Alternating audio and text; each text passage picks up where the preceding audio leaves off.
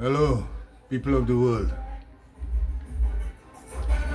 Hebrew scriptures, they falsely call the Old Testament depuzzled, or if you wish, unpuzzled. You know why I want to try to find and follow exactly what the Creator wants me to do? There are reasons for that. There must be reasons for that. First of all, underline the word find. I said earlier in the Jesus puzzle that Jesus is alleged to have quoted from the Hebrew scriptures. Ye shall find me when ye shall search for me, or have searched for me with all your mind, all your heart, all your soul, and all your strength. Where's all your mind? I explained that already. All your heart, that means all your mind. And all your soul, all you could muster up, and all your strength. To find out what is the correct thing to do. I have reasons for that, you know. Have you ever thought of trying to please God, please the Creator, because of certain things happen to your life and you feel it's a miracle? A lady was telling me how she survived cancer. She take all kind of different chemo, all kind of thing, and she's a survivor. Different people have different stories. After such encounter, you wouldn't want to try your best, grateful to God, the Creator, to do what He says? You feel He doing you a favor? The Almighty not doing you a favor, you know. Everything He tells you to do, right, is so that you will not be harmed. You might live long. He tell children obey your father and your mother, that your days may be long. Well, they change up that now. To obey your mother and hell with your father. You understand? You know the story about Jose? Part of the story about Jose is this. The Almighty did this for humans to understand how He does feel when you see you hurting yourself. You wouldn't rest on the rest day. You know what the rest day? You see that commandment, remember the Sabbath day to keep it holy? I said a little thing on that already. It's not Sabbath. It's Shabbat. And it means rest. In Exodus 5, this man, Doc Batello, was saying some things where he's saying, Pharaoh telling his servants and them to tell them Israelites, why don't they want to rest on that day? Get to your labor. That same one translated the rest is Sabbath, Shabbat, right? Shabbat, they want to rest. And that word they translated in the commandment. Remember the Sabbath day to keep it holy. I explained that to my daughter some years ago. Her little son, 9 years, trying to preach to me. Them can't even agree with me, but they're saying he's 9 years old. He's about 20 something now. I say, remember the rest day to keep it pure. You keep it holy, you keep that day holy, right? By resting. That's our next long topic. If you go out on a Sunday, that's church gathering, you have not committed any sin. Some people say, oh, Sunday law. That was Sunday when you're going out and you say, oh God, you're following Rome. It has some of these people that tell you could go to church any day. They're correct. Sunday, you could go to a religious gathering on Monday night, Tuesday, Friday evening up to sunset. The minute or hour you decide to go to a church gathering on the rest day, you break the rest day. You disturb the rest. The Israelites, I didn't say all of that. When they're coming from Egypt to the promised land, they will eventually end up in the promised land. That is a hope. They were told, let no man go out of his place. Out of your place is out of your house. One person tell me that because of the manna was falling. Well, manna fall for 40 years. Any manna stop falling. All who born on the way for 40 years, who are 39 years, and so on and so on. Except Moses and whoever, all the rest of them die in the wilderness. Die what they know, resting at home on the rest day. Some people can't understand that. I don't know what happened to them. A lady called me and telling me they want me to come and pick up, doing a business and go and sell, to do whatever on the Sabbath day. Why they can't understand that I can't go anyway on the rest day? Right? I was going to tell you about Jose and tell you about the Almighty. Right? I gotta go back on the rest day. It has some people don't want like the rest. The Almighty created the human being, He created the rule and thing. Anybody want to change the laws, go and create your own universe and carry your rules there. Right? On the rest day, right, tape rolling. Right? He wants you to it has some people don't like to rest. They don't like to rest, they go get heart attack and stroke and all kind of thing. And that's some people again, right? They don't like to work. So he say, 6 days shall thou labor. You don't want to labor, you're lazy, 6 days shall thou labor and do all thy work. But the 7th day, the day Yahweh, sit to rest. Nobody can change that. I keep telling people in the Jesus puzzle that you have to try to find out how the Almighty Creator thinking about any subject.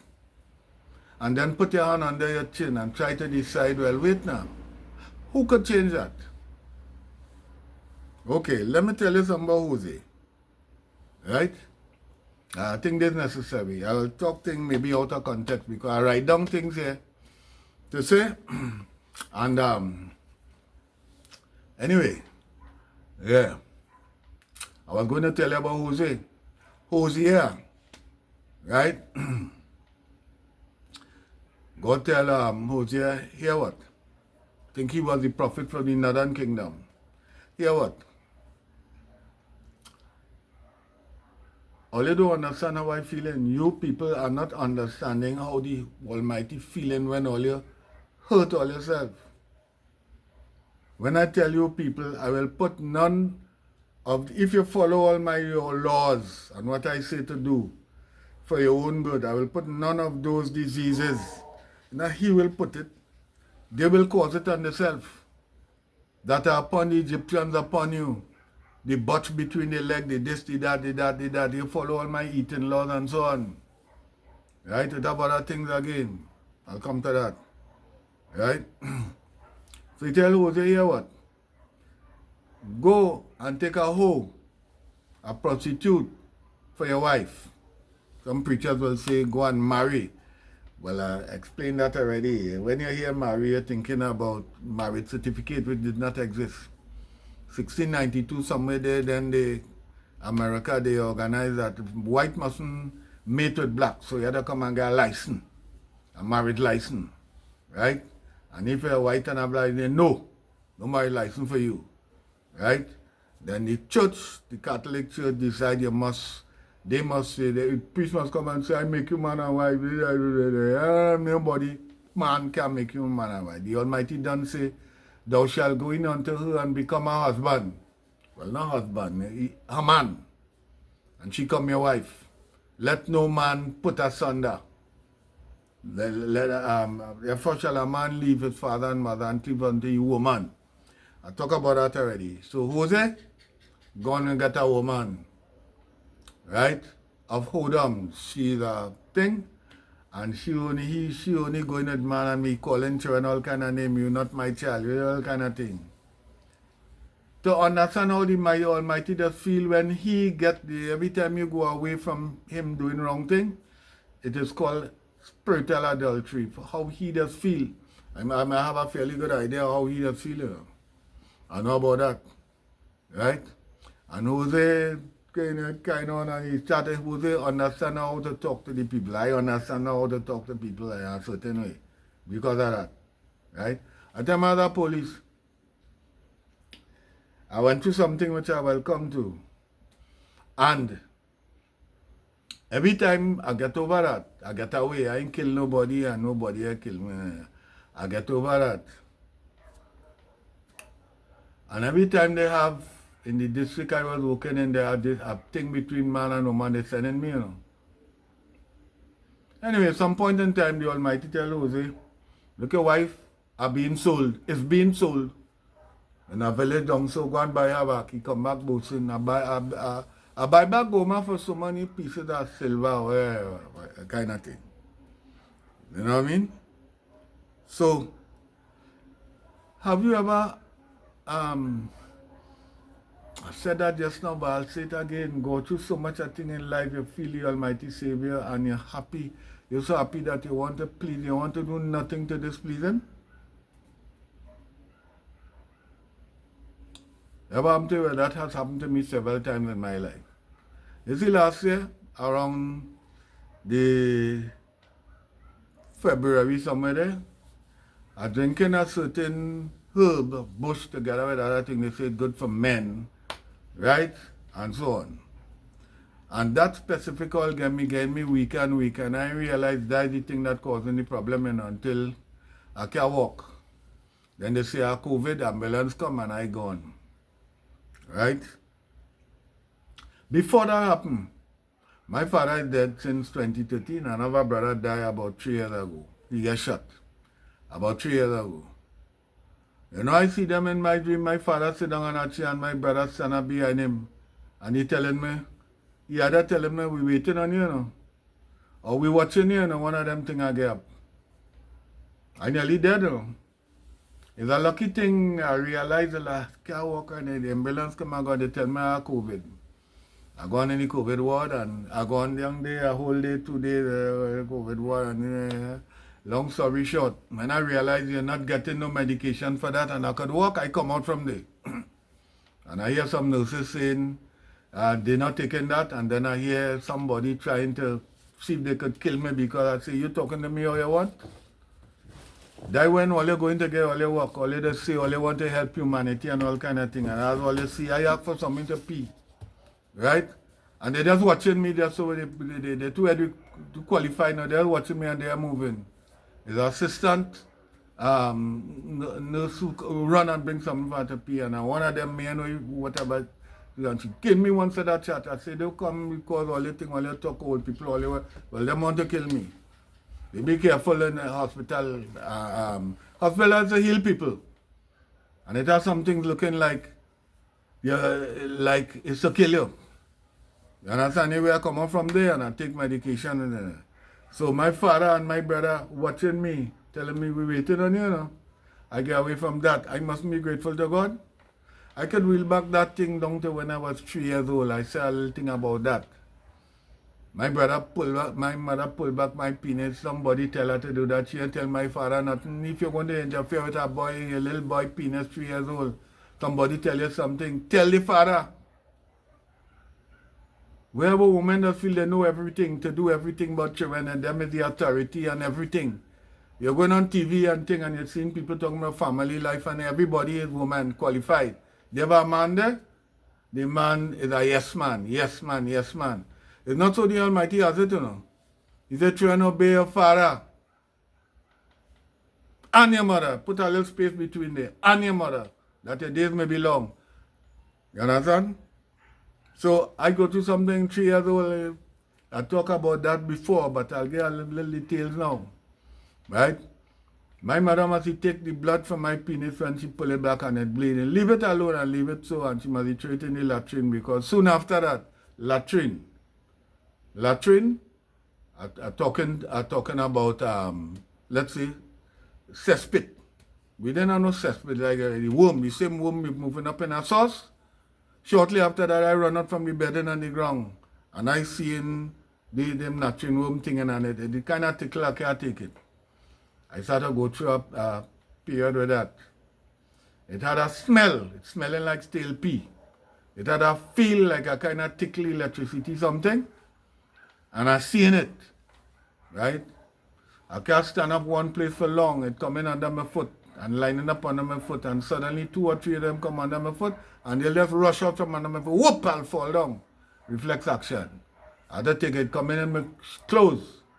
I had to take off my shirt under my underwear. I didn't used to wear underwear, wherever pants are on. I had to take it, I had to take off that. Right? I had to keep walking. One of them nights when that the possession thing in there. Right? Where's that? I got some people go say, oh, you was crazy. Or that craziness. Or some will say demon possession. We are asking you now, where is that? What was that? I ain't finished telling you yet. One day my father, he hold me down. Right? He was afraid I hurt myself, and he hold on to my penis. I said, Daddy, oh God, let me go, it come in, it can go on straight and stick onto my penis. This thing having sex with me. And I bawling, and he holding, and he squeezing. So thereafter, anytime I feel that way, I say, Daddy, and he run, Daddy hold me, because I can't touch it. Right? And I alone and God. And then when people tell me, well, and my father, well, they say, we are believing that. We are believing, not them. All it happening to them is they can't sleep. And at certain times, they're sleeping, and I had to just keep walking. One of them nights when I do something, I look through in the living room, I see a lady, a red woman stand up with her head tied up, like I just watch me, I dive on the ground, right? One of them days, my grandmother take me and she carry me, we walking in 2 o'clock in the morning, 2 o'clock, when I come back, when she open the gate, it's such a long anaconda. Big long snake, pick up in the yard. When she see I start a ball, she run upstairs. I jump between the little hole and I go inside, I bend on my head. One of them days, one big fat snake coming through the wall and coming in there. I say, well, tonight I dead. And I go and I running around until it come. It rub on my leg. And I fall down, boop. It have a whole set of thing like episodes like that. Right? My mother, who I suspect, not suspect, she tell my mother to do something. Her father came from Africa. 7 brothers came from Africa, and they know that. And her mother, just about 5 years ago, she tell me that he was the bushman in Toko, a village. I say, oh, I know what she mean by he was the Obia man, where you call him, people lining up to talk to he. So she knows something. She want to get rid of, and he come and she asked my mother for me. I gone, right? And she carry me in Toko. She beg, I gone to carry for 2 weeks. She reached dusk dark very early in the morning. She get out of coming back just now, eh? And she gave me a paper bag with biscuit and sugar, and she gone. She come back dusk dark. During the day, the door open. Cha-jam, let me put some drama in the papa, my door open. And a girl come in there, she must be about 3, and she must be about 10 or where. And she sit down with me, and I eat the biscuit and the sugar together. Right? I can't remember if that night I see anything, but the next day my grandmother decided to carry me in the jungle with she. And she leaving me in the jungle, she walking fast, thing the car, and sometimes when she conscience beat her, she stopped from a distance, and when I see her, and I go on running again for hours like I running through the jungle. And then we reach by a river, a stream running down so, she crossed and she gone and she tell me, come. I crossing with my grandmother, a nice pretty red woman, you know, and I walking across the river. A man stand up burning coals with the back turn and he watching me, and he saved my life. I'm talking about life saved. Why I want to be dedicated to God seriously and do what he want. Right? Because he watching me all the time. In spite of what they do. And he tell her something and she tell me, stay right there. Stay right there. And she run the thing, she cross and she come and she lift me up. When she almost crossed the river, she gone down. Not underwater, you know, but she sink. And I drown right there. Then the thing, she give me thing to, I don't even snake she give me to eat away. I don't know. If you give me food, it wasn't chicken. I don't know it was that. So then I eat, she hugging me up. When we going back, she are running from me again. That same night I see snake. It changed from latrine room to snake. Explain to me what that is. What I am mental illness? Explain to what I seen it. It's smelling like stale pea. Right? And it's like electricity, like it's supernatural. But you know, and they can't me no way. Right? The next morning I just had to get up. Right? I'd like thing by my mother and go to school. I'm by my grandmother now. That same night I seen snake.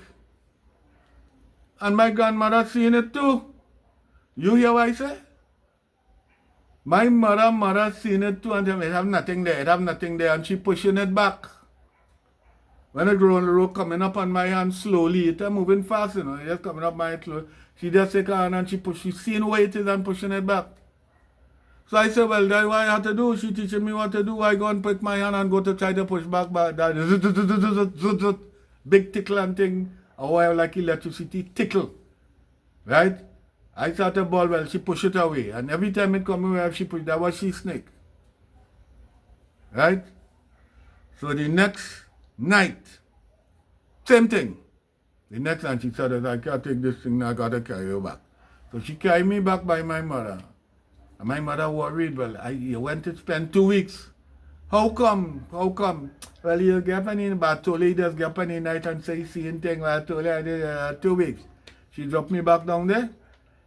And I and God alone, 3 years, 4 years, 5 years of that snake business. And my parents are even, my mother, a young lady, you know, when she make me, she was about 16, going in 17, and that kind of thing. So, she loves she mother, and you're supposed to tell the man, so I don't tell him, I can't tell him, like they doesn't know everything about it. No tell the father. Father that tell she no do that. And you know what my mother tell when she do that? I don't want your penis, she didn't say penis, she said piggy. I don't want your penis to be like big like your father own. I tell my father that before he died. He died knowing that. He answer me. Suppose I wanted to be bigger than my father own. Because you hear a woman talking about some, whether it's true or like they talk about like they like the bigger penis. Suppose I wanted to be bigger like my father own. Well, after she do that to me, my penis go along small. The only thing could save me is the erection.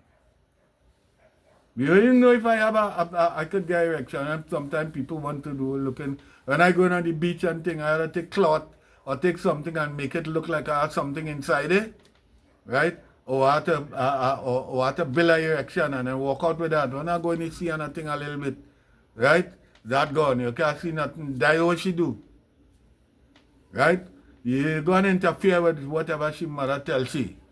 So I going through that all the years. I know they don't take account of what time of the month, whatever, how it is, whatever, yeah, nothing. That's I going through that all the year. I had to go to school the next day. When I reach 16 years old, I'm going to be 16 years old after March, Carnival that time. After March. It's not once in a way, every 3 months. At time I had a sore foot and I lie down for 3 months. That didn't attack me in that 3 months. So maybe every 3 months, I don't know. Midnight or whatever, midnight, I don't know. Right? Well, that start every day. And the day, night, whatever, and I going through a whole day, carry me all about. You see people who just talk about they had Jesus and they had Holy Spirit and they could do this and they could think that I ain't want to say bullshit. Right? Them can't do nothing. They think of no demon from nobody. They only talk, and some of them are tricks. Right? They just have people acting and all them things that come out already. That, right? And they get catch. Right? And in between, somebody might have a little problem there, nothing to, and they try and they pray and thing, and somehow, whatever they're going through, thing. But real demon and truth is why them can't fix that. From March to December, my parents carried me all about I can't sleep, my eye down in a hole, my eye wild. Right? I just barely going, sometime going by a Baptist man, he walking to go by here because nobody can carry me nowhere again. There no money, I walking 4-5 miles to go by here. Mr. Bismarck. And if I meet him home, he will take some oil, put them here, and he go kind of ease up, I go get a little sleep. If you know whom I pass by the Baptist church, Baptist in Trinidad, they have spiritual Baptist, they talk, say they're talking in tongues. Right? And so on. I'll go by here, church going on, and he will come and he will think, well, all them church members seeing me, you know. So in time in the future, when I get through that, all of them know me, you know, they seen that guy. They're either saying that the guy was that crazy or was crazy or whatever. Well, I going through, I spent 2 weeks by Hindu Pundit. 2 weeks, he used to kind of do something and quite to give me God away, all kind of thing. Well, that is study no God, right? I tell you, I find out after that, the African business that come from Africa. My mother, father come from Africa. He was a Obia man in Toko. And he tells you whatever, maybe to get rich or whatever. I don't know. And then I was my mother's first son. We thought I was my father's first son too, but we find out after that he had son before me. So whatever that come to do, that was must become the first son. My mother never do none of my brothers that. A brother of mine, the one after me, the one after that one. I tell him the other day, he say, yeah, his mother they do everybody. He lying for his mother. Because he say one night while I was possessed, he get up, hey, look, you see, and he going on and thing, I must be about 12 years old. And he going on, he say, he see something too. For he to see that, he had to be possessed. Otherwise, it's a real thing he see. I was right there. If it's a real thing, right, I would have seen it too. Because I could see real snake. And I could see the demon thing. He lying for his mother. I don't know why he doing that, right? But she never do none of the other, he never do none of the other boys that. So I going through all every time we go, mommy saying some woman my father was with, who caused that, right? And who put it from mommy and I get it, and all kind of thing, and mommy, man, she send it back. If any one of them could have sent back and send it back, it's going straight by my mother. Because it telling me how it start with my penis. It showing me exactly how it start, that way it going back. I didn't know all that time, and I couldn't talk about it. Those days I couldn't talk about it. One day, earlier on, after March Carnival, we end up by a Indian man that's called a sadhu man, a kind of pundit man, Obia man, he could do things. He going in a frenzy, shaking up and thing, post by and thing. And he say, hey, that is a bad African spirit, and he called the name Mr. Dumpless Baba or something too. He said, bring a foul cock. Right? And Leah Baptist, a lady who was Baptist Adventist, she said, nah, yeah, don't go there. Well, I go through 2 weeks by Hindu Pundit, I go here until every December, they give me up. Mommy say I got dead. Well, my father ain't give me up. Right? I used to have to lie down on my mother's leg. She had to put her leg sideways, and I had to lie down on her leg and her arm to fall asleep. When I fall asleep, she go pull out her hand and her leg. Somebody go and tell my mother I playing smart. I want to screw my mother. You hear that thing to cry. If I was a female, I'd be crying all now, boo-hoo-hoo-hoo, like Dagwood and Blondie, in Blondie. Right? So daddy carried me by the woman. The woman is a Shango woman. What is Shango? For who don't know what is Shango, in Trinidad years ago, it had a religion they now calling Orisha. A woman who used to work in TTT went to Nigeria and she find out and he come and tell us it is in Orisha, it started in Nigeria. Well, I do more research. That started in Benin, near to Nigeria. And she say Orisha and in Yoruba tribe of people actually live. They call that ancestral worship. Obatala, Shakbana, Shango, CHNGO, Ogun, Ologun, and something. Nowadays they say it have a female and it have a white man with wing, all kind of thing. Right? So, what the point I'm going to make? So yeah, she find out it's Shango. So daddy carry me by the woman.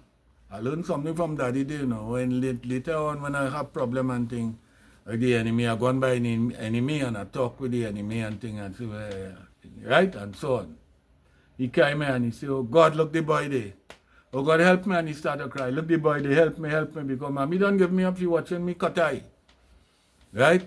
And so on. And then people just watching me and so on. Right? She said, John, may I put no spirit, call it in Trinidad, put spirit. May I put no spirit, John, no John, and she look at my head, them Baptists and them Shango away. They look on your head, and they look down on your foot, and they seeing something on your foot. They say, yeah boy, he really have a bad spirit. Them can't take out that. I will get somebody to take out that. And if he can't take it out, nobody can. That was in December. He take about 3 weeks fighting up, studying, drinking, punching, and then trying to figure out what to do. Midnight one night, he came in our bathroom, galvanized in the bathroom, and he looking at the watch, probably was midnight. And maybe when it strike midnight, he have a set of oil and bush and thing in there. He cut a fall neck. The same, since in March, the Hindu man figure a fowl cock. So you get a fowl cock, a cock, right? A rooster. That might go. Well, the get a fowl cock, he cut the neck, he say, open me, shove it in my mouth. He say, drink it. I have to drink the blood. So I drink the blood. I ain't have no time to think. And plus he do other thing, he carry me by the sea. He tell me make a bake, put it there, and right? And then he tell me, you go be a star. You go be a star. You tell me, I done figure he out already. He want to break me in the Shango business. I don't want to go there because I get not supposed to Adventist now. And I hearing what they're saying and they call my family is Seventh-day Adventist. And that kind of thing so. Right? So, I tell Daddy, I say, Daddy, Boxing Day, you want to go up by family in a distant village called Manzanilla, right? Manzanilla, right? East of Trinidad, right? So, I say, Daddy, he want to make my Shango. I don't want, I'm glad for what you do, but I know how long it did last because when people do things and you think it fixed, next thing it come back. Rewind a little bit. Somewhere around April or maybe May, maybe April. A lady said came by the Catholic priest in Monrepo. That was 1966. I said that before. I said 65 or 66. Right? The Catholic all them school children watching me balling and thing in the yard and thing by the church. The Catholic, they call him. He come up walking fearlessly. He come up to me and he put his hand on my head and he whisper something snake gun, you know. Them Catholic priests not easy, you know. I'm grateful to Catholic man and Shango man, Shango people, right? And so on. 12 o'clock in the night, it pitched me off the bed, under my back, whoosh! Right? On the floor, and it's thunder, it come back with a vengeance. So we're going back to December now. So I tell Daddy I want to, I don't want to be that, right? Because the man gave me a hint, and I kind of psychic in a way myself too, And there's little dream, little thing, and there's no little thing, right? And so on. So, he said, all right. You know, when you walk out the door, the man stand up outside. And he's shaking his head in grief. He's saying, you're carrying the boy away from me. Oh, God. He said, yeah, what are you doing? You're carrying, and he's like, when you're carrying the boy, like he see a successor in me. Right? You're carrying the boy away from me, and he bend his head and he gone. So I gone Manzalena. When he gone Manzalena now, remember he done put on work and thing already. That's the time I start to sleep. I could sleep all night and I had to catch myself because I get thin. I get weak. In football, I used to kick hard. I can't kick hard. Well, come in time for football, I could never kick hard again. Like that. And so on. As my father leave a few days and gone back. And leave me up there when he see I sleeping. My mother dragged the sheet from under me one morning and now sleeping, catching back myself. Right? She pulled the sheet from under me and say, no sleeping in the day here. No sleeping in the day here. And she pick up the cutlass and she gone in the bush. I have nothing to eat.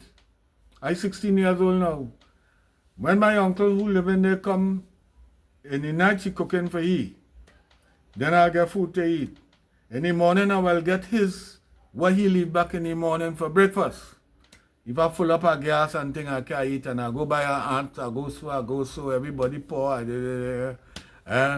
One of them man have one set of girls there and I see the kind of like shoo in a kind of way like if I must want to do something. I don't know. I stopped going regular, like going or walk thing, right? And I got a guy in the village, when he see I starving, a guy about my age, he said, come with me in the jungle. He running up coconut tree. And he said, come with me. And he going in the jungle. Right? I with him all day. And when you're hungry, he picking coconut and give me the jelly and so I surviving. Right? I started, I was a musician, right? I was playing trumpet. They say I was the #1 trumpeter in the secondary school I was going to. That's the only school had band, trumpet and trombone and all kind of things. The major live, they come from England, a white man. He come from The policeman he retire and the principal sent for me with my band there. And that's what they say about me. They say I'm the best trumpeter ever passed through Benedict. Right? I used to play sax too. I hide and play sax. Right? And try to find out about it and trombone and interfere with them things. Right? So, I am going back to this. So I gone in that pan side now. I used to beat pan. It's a play pan. Hell with that stupid talk about play pan. A beat pan. We invent pan. Pan come from beaten bamboo, making rhythm with bamboo, then pan come in, right? And we say in beat pan, it has some people come in and tell you play pan. I tell you not a pan man that recently he used to arrange for the pan side and we bounce up and thing. I say no, he said play pan, I say no beat pan. Because beaten pan, I go in a little way now, used to move with an emphasis. Ping pang patting, ping pang, parabatang tapang patting pang. The plain pan, boom boom boom boom boom boom boom boom boom boom boom boom. Some of them could play well, but it's a certain thing they understand. It has something to rough up in music and something not to rough up. You understand? And so on. So I gone and joined a band. I already started in the band, you know. I used to about even antics. Antics. I had a guy in the pan side before the orchestra. Before I had plenty antics. I pick up the antics. Antics and things. I stopped there about 6 months. And then I come back down. I come back down home now. I don't know. Nobody does know what would happen. Suppose that not there for about 3-4 months and then the 5th month it come or the 6th month. I can't go back to school. That's how I leave school. They send a teacher to tell me, come to bring back the band because I was the last survivor with people who used to actually play in the band. Everybody time to leave school. They said the principal sent them, but I can't tell him everything. I just tell him my parents, I won't have no money to come to school. And that kind of thing. I am trying to say how grateful I am, right, to the Almighty watching me all the time, right? And I ain't get killed when I die. There were times in my life, fast forward, certain time in my life, I go and tell my wife, with one of my daughters, 10 years old, the stepfather, female relative come and warn me, do not careful with that man and your child because when he divorced his wife, then they find out he used to interfere with her 13-year-old daughter. Then he was involved in a murder with somebody, someone who knows someone killed his husband. He was the honor man. Well, he was the boyfriend. Jamaica say the Joe Grind, the outside man, however and thing. You know what that wife do? We did break up. She gone and tell him next day he come to fight. He was about 6 feet and he big. He was 6 feet, but when I was looking at him, so he looking like about 10 feet. All he had to do is slip and fall on me and fight. And me and I start to run. I had a penknife in my pocket. I got pelt knife. Right? Suppose I pelt that knife and I miss. And he could run fast too. One of them guys on the work, I used to be driving truck, say, where you going? Stay right here. Let him come here. Right? He gone and rub my daughter upper inner thigh. I don't know what else he do. I tell the woman to be careful. How he managed to do that? Up to now, I don't know what exactly happened.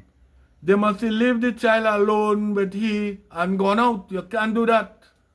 I done gave you a warning already. I trying to tell you how I nearly get killed again. Right? The next thing he come and he work and he talking to 2 guys. Them 2 guys that do beat up work. Nobody does talk. They working on truck. They do beat up work. Beat up people for money. Right? And I know one of them guys is his brother and he working on my truck. As a lorry man on my truck. Until payday, 1 payday, 2 of them rush me. Each of them bigger than me. And they get a kind of way that way, you know, that at a fight, that's at a brick bottle or whatever, at a fight that time. Right? So, I gone, well, the checker, the person thing, they used to do work for the checker, security work for the checker stopped them. So now I know, right? They after me, one day walking in a government compound, and that guy, brother, just coming towards me and he watched me, so then when I look back, He running to come and lick me down, you know, and as I look back, he move away. Right? So he want to go, and the son of man don't tell me he have people to do that for him. Right? That man. So I don't know what to do. When I hear about that, I go in the station and I asking the sergeant, who turned out to be a female, what to do about this that happened with my daughter. You know, up to now, she ain't hear that and she ain't address that. About what to do, they just talk about in the interest of the children, in the interest of them lawyers to get rich. In the interest of the children, they talk in the interest of the thing. You know what she tell me as I tell she that? He said, oh, you, we hear about you. And she started to shake her big finger like a worm. Right? We hear about you. You're going down there and threatening the people. We give you a warning. Don't go down there and threaten the people. I started telling you, I asking you what to do about the subject. Is my daughter gets her leg rubbed, which shouldn't happen. The grandmother just fixed sprained foot and all kind of footballer that's come there. The mother could rub. She asked me to rub it. I said, no, let your mother rub it. Right?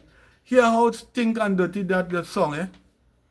If I husband to a woman and she have a little daughter and she come home one day and she hear I rub she daughter in a tie, how stink and dirty that going to be? Well, if I do that, it's stink and dirty, but if he do that, somebody else do that, it's not stink and dirty. The sergeant protecting them, right? And the next thing, right, she tell me, we will call your wife here and an advisor. When we finish advisor, you wouldn't even have money to mind yourself. Farmer to mind the next woman. A young police. I want to identify who he is and how he know me from long time. I didn't know. And under he bet he tell me go by the superintendent. So I go down by the superintendent. Right? And I sit down with the superintendent. The superintendent in company with the inspector of police. Right? Together they tell me, I want to go and take them 3 daughters out from their environment because that woman can't handle it. Right? And so on. To take them out from their environment. They tell me that will put you in a lot of trouble. Don't do that. Just when you get paid, carry money for them and forget that is your children. I was a preacher in church, preaching and thing. Woman obey her husband, man is head of the home, and all the man is head of the home. Now even in church, the other woman here that they just get vexed. After you tell woman in church, right, that they must obey their husband, ain't bound to be obeyed, but it can't two work together except they be agree. He must 3-3 or 3-7 or something like that. Them just get a kind of way, and the type thing women in the Western world doing now. They go into the police and find out them thing after. They go into the police and tell them, they tell them you threaten to kill them. I work in the high court when I come police here years after. And I hear a judge telling a man, they put him out of the house and telling the man, make sure you keep up the mortgage payments, eh? Well, you know what they're going to do? If you can't keep up the mortgage payments, they're going to increase the payment you have to pay for alimony. You know the alimony? All his money. The only thing a man will get away from, by the way, right, under registration, marriage certificate, is paying alimony. Every other thing, if you cohabit with them, every other thing, they putting you out your house, they're doing all them kind of thing. Right? So you know what I talking about nearly get killed? So they come back after about an hour, they leave me in the office. I sit down crying, I can't help my own daughter. I had to go to war for my man does get crazy when you interfere with their daughter, you know. Man, you interfere with a man's daughter in that kind of way. Any man that get that kind of way, you know. In case all you don't know. Right? You know. So I gone, I get a truck, I get a police, they send a police with me. Right? They send a police, they tell me that to make sure no felony is committed. I ain't do her no violent and she and me do me nothing violent. She hold me in front of the police and biting under my arm and like she want to bite off piece. That's a story about my mother that you know about. My first time my mother get legs and she hold on to my father and she bite off piece of his flesh. Right? And so on. So she know about that. I know that what she want to do. So I pull her with me and the police right there. So I gone. Right, I gone. The next year trying to get them in a school in a new district. Right? When I come to work the next day, people tell him, Trevor, what you do, boy? Police come here and they ask for Trevor, Joseph, Trevor, and they point out somebody else in the next department, and the police took a load of police battle and thing, and they going at the man. Somebody said, no, that not Trevor Joseph. They Trevor, what you do, boy? This time I don't know. A carload of men got, when I reached back home, the woman I was with then, after when I reached it, she said, a carload of men come and gone with your daughters. Up to now, the police can tell me if it's police when they were the same mafia, two mafia guys, right, who have steel knuckles and all kind of thing, and beat up people and all kind of thing. If it's not them who organize, right, to go for them girl children. And when I reached, hear how the Almighty saved my neck. I called the station. I wasn't police or truck driver. I called the station and said, I move my daughter from that environment that the woman can't handle. She mother living there and she father living there. And she can't handle that. And all it caused the people to take them and carry them back in the environment are going for my daughters. You know the police though? I take about 3 hours. I tell them about the Almighty saved my neck. I had to be a righteous man. I take about the longest time I'd ever take to move from that district to the next district in a taxi. Traffic jam. Once in a big truck, all kind of thing. I take 3 hours. When I reach down in the district, Superior, I cool down. Right? I cool down. So I go on in the station now. The same police who tell me thing, he look at me in surprise. Like you alive, he has said that, but he look at me in surprise. He said, oh, you didn't go down there? He said, well, don't go down there now because they send police to stake out the place. That send police to stake out the place. It's years after I figure out what really go on there, you know.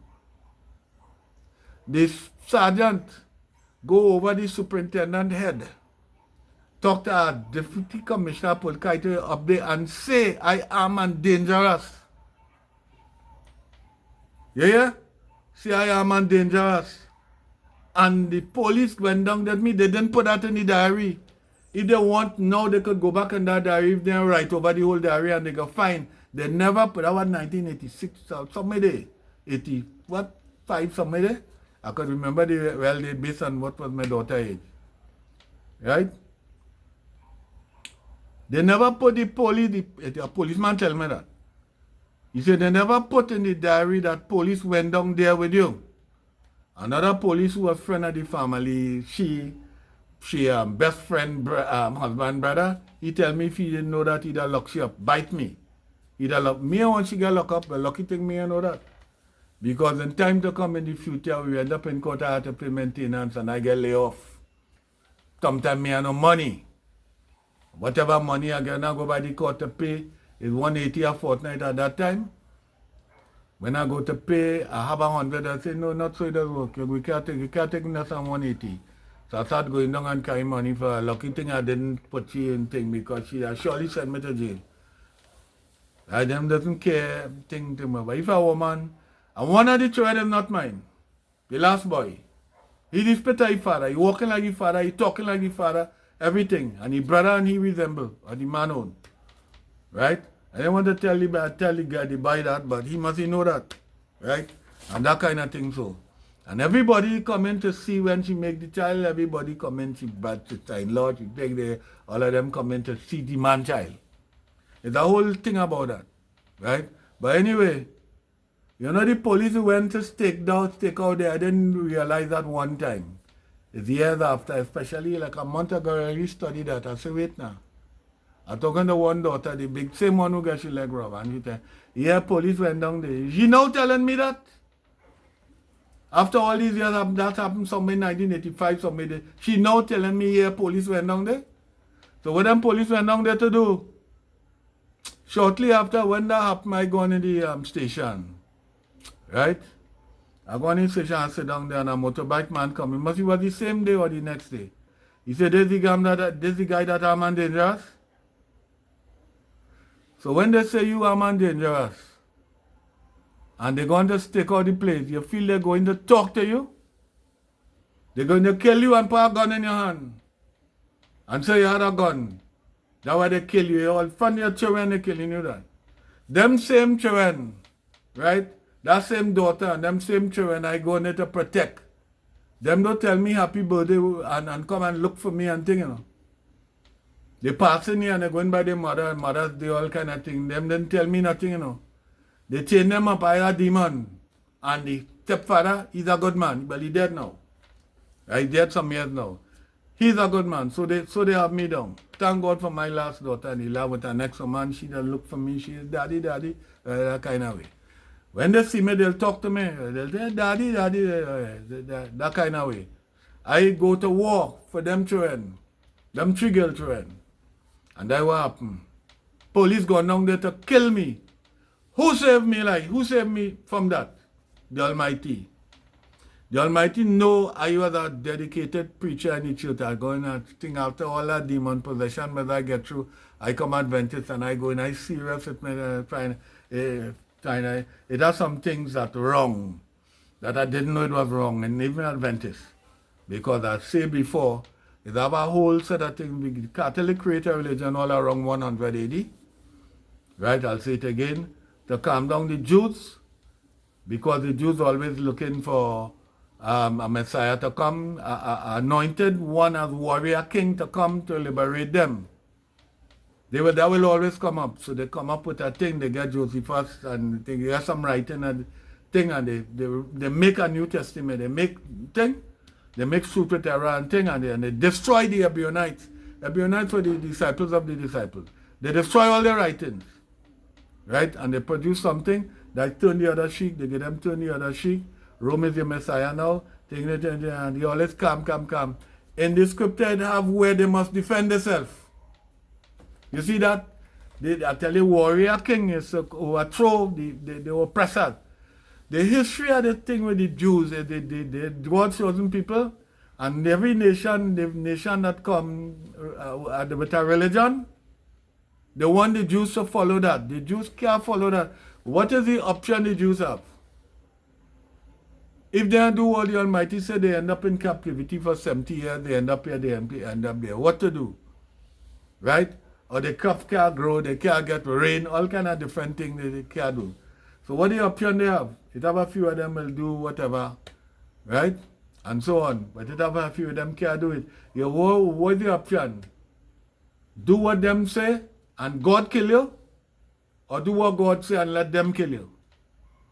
One of them times, the Jews, Jews must suffer more than the African people, you know, and they never take them as slavery and that kind of, yeah, they was enslaved too, but not like our African, but they suffer more and for longer, you know.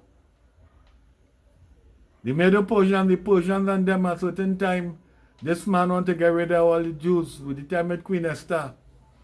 And he come up with something, they done build the scaffold and all kind of thing to kill all the Jews because they are doing this and they are doing that. They have a big statue in the thing, right? They do that before, they do that in Babylon too. Right? They make a big tall statue and they think everybody must bow down when they hear the song of this and the that and the tanbat and the that and the whatever, everybody must bow. The Jews are doing that. They end up in the fiery furnace. Right? Daniel end up, they telling him he must do this, he must do that, you mustn't pray. You mustn't catch him praying, they catch him praying. They end up in the lion's den, I'm sure you must hear about that.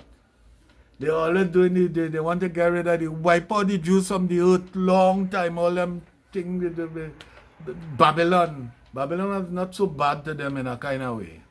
Right? Then Media Persia. Right? And when the king, when Esther, who was the main queen, she gave him the best sex must be.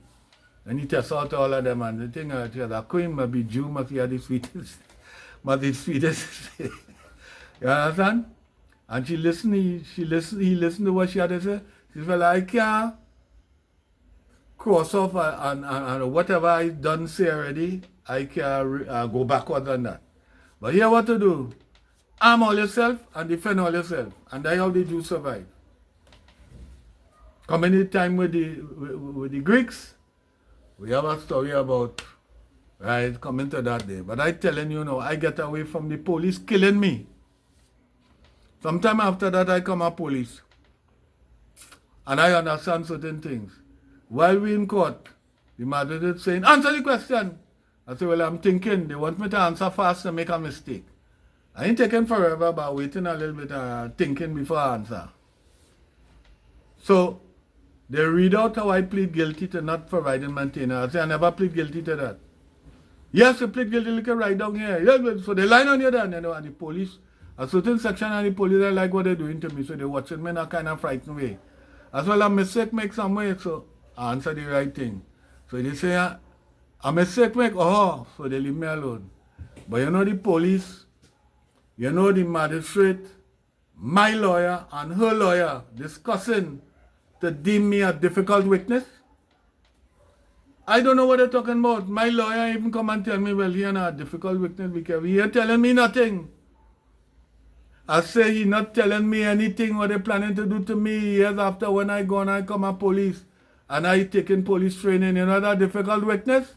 Anytime they're not answering how they want you to answer, they sending you to jail for 2 weeks. And every time you come back and you can answer how they want you to answer, they send you to jail for 2 weeks again.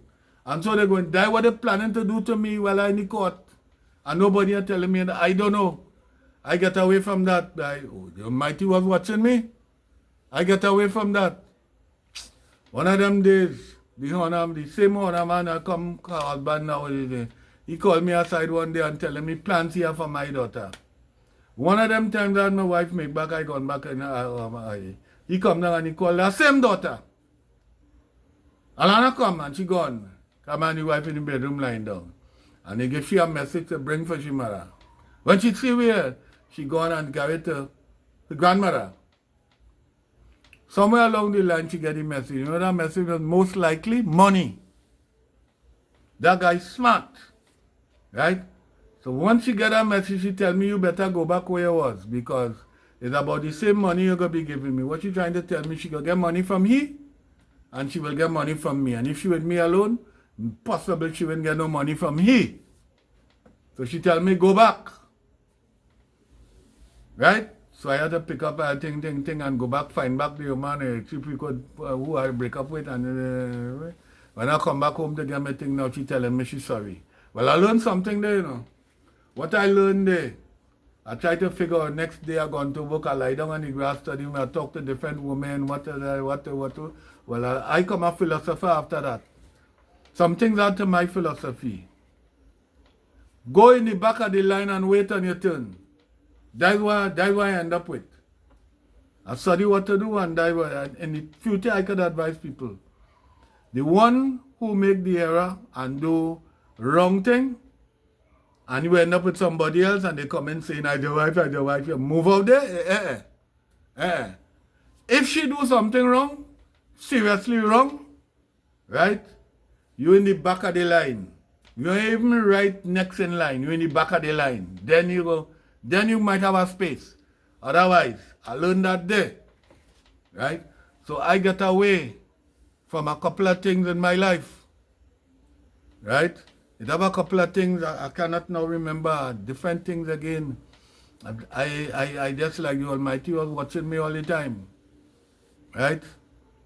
In between sometime I just get I will get somebody, you see how them boxer that have a hoodie when they thinking? Snake gun. Snake gun, me and snake gun. But that always with me. Somebody will come when that time chosen and tell me thing. Before I wanted to come, anyway, at time I had a genital itch. I don't know what to do. I know what to do. I got a dream. Oh shucks, where's the drug again? I forgot the name of the drug now. Go and buy a capsule, I forgot the name of it. I forgot the name, I go in the pharmacy. I can't remember the name. I got the next night. They tell me the name and they show me a kind of yellow one. I forgot the name of it. What is the name again? Right? And I go down and that fix it. I could tell you different things. I wanted to be a police, not a Sabbath keeper. Right? And by the way, Sabbath, I might bring in this later on, but as it comes in my mind, I'm going to take it now. I said that already, man. If you go to church Sunday, Monday, whatever, but you ain't breaking no sin. When you go leave your home and you go walking, the busiest day for a Sabbath keeper Adventist is Saturday. I must know that. Why I wouldn't know that? I was elder, I was missionary leader, I was musician, right? In the young people business, I was a leader there too. Friday night, you're going after your worship home and you hot up your worship, you're going in church to fix up the church for the next day. The woman I got married after, she was a big thing in the female. So she going and they fixing up to a couple of them. Then I had to read first in the morning because I had to regulate the song service.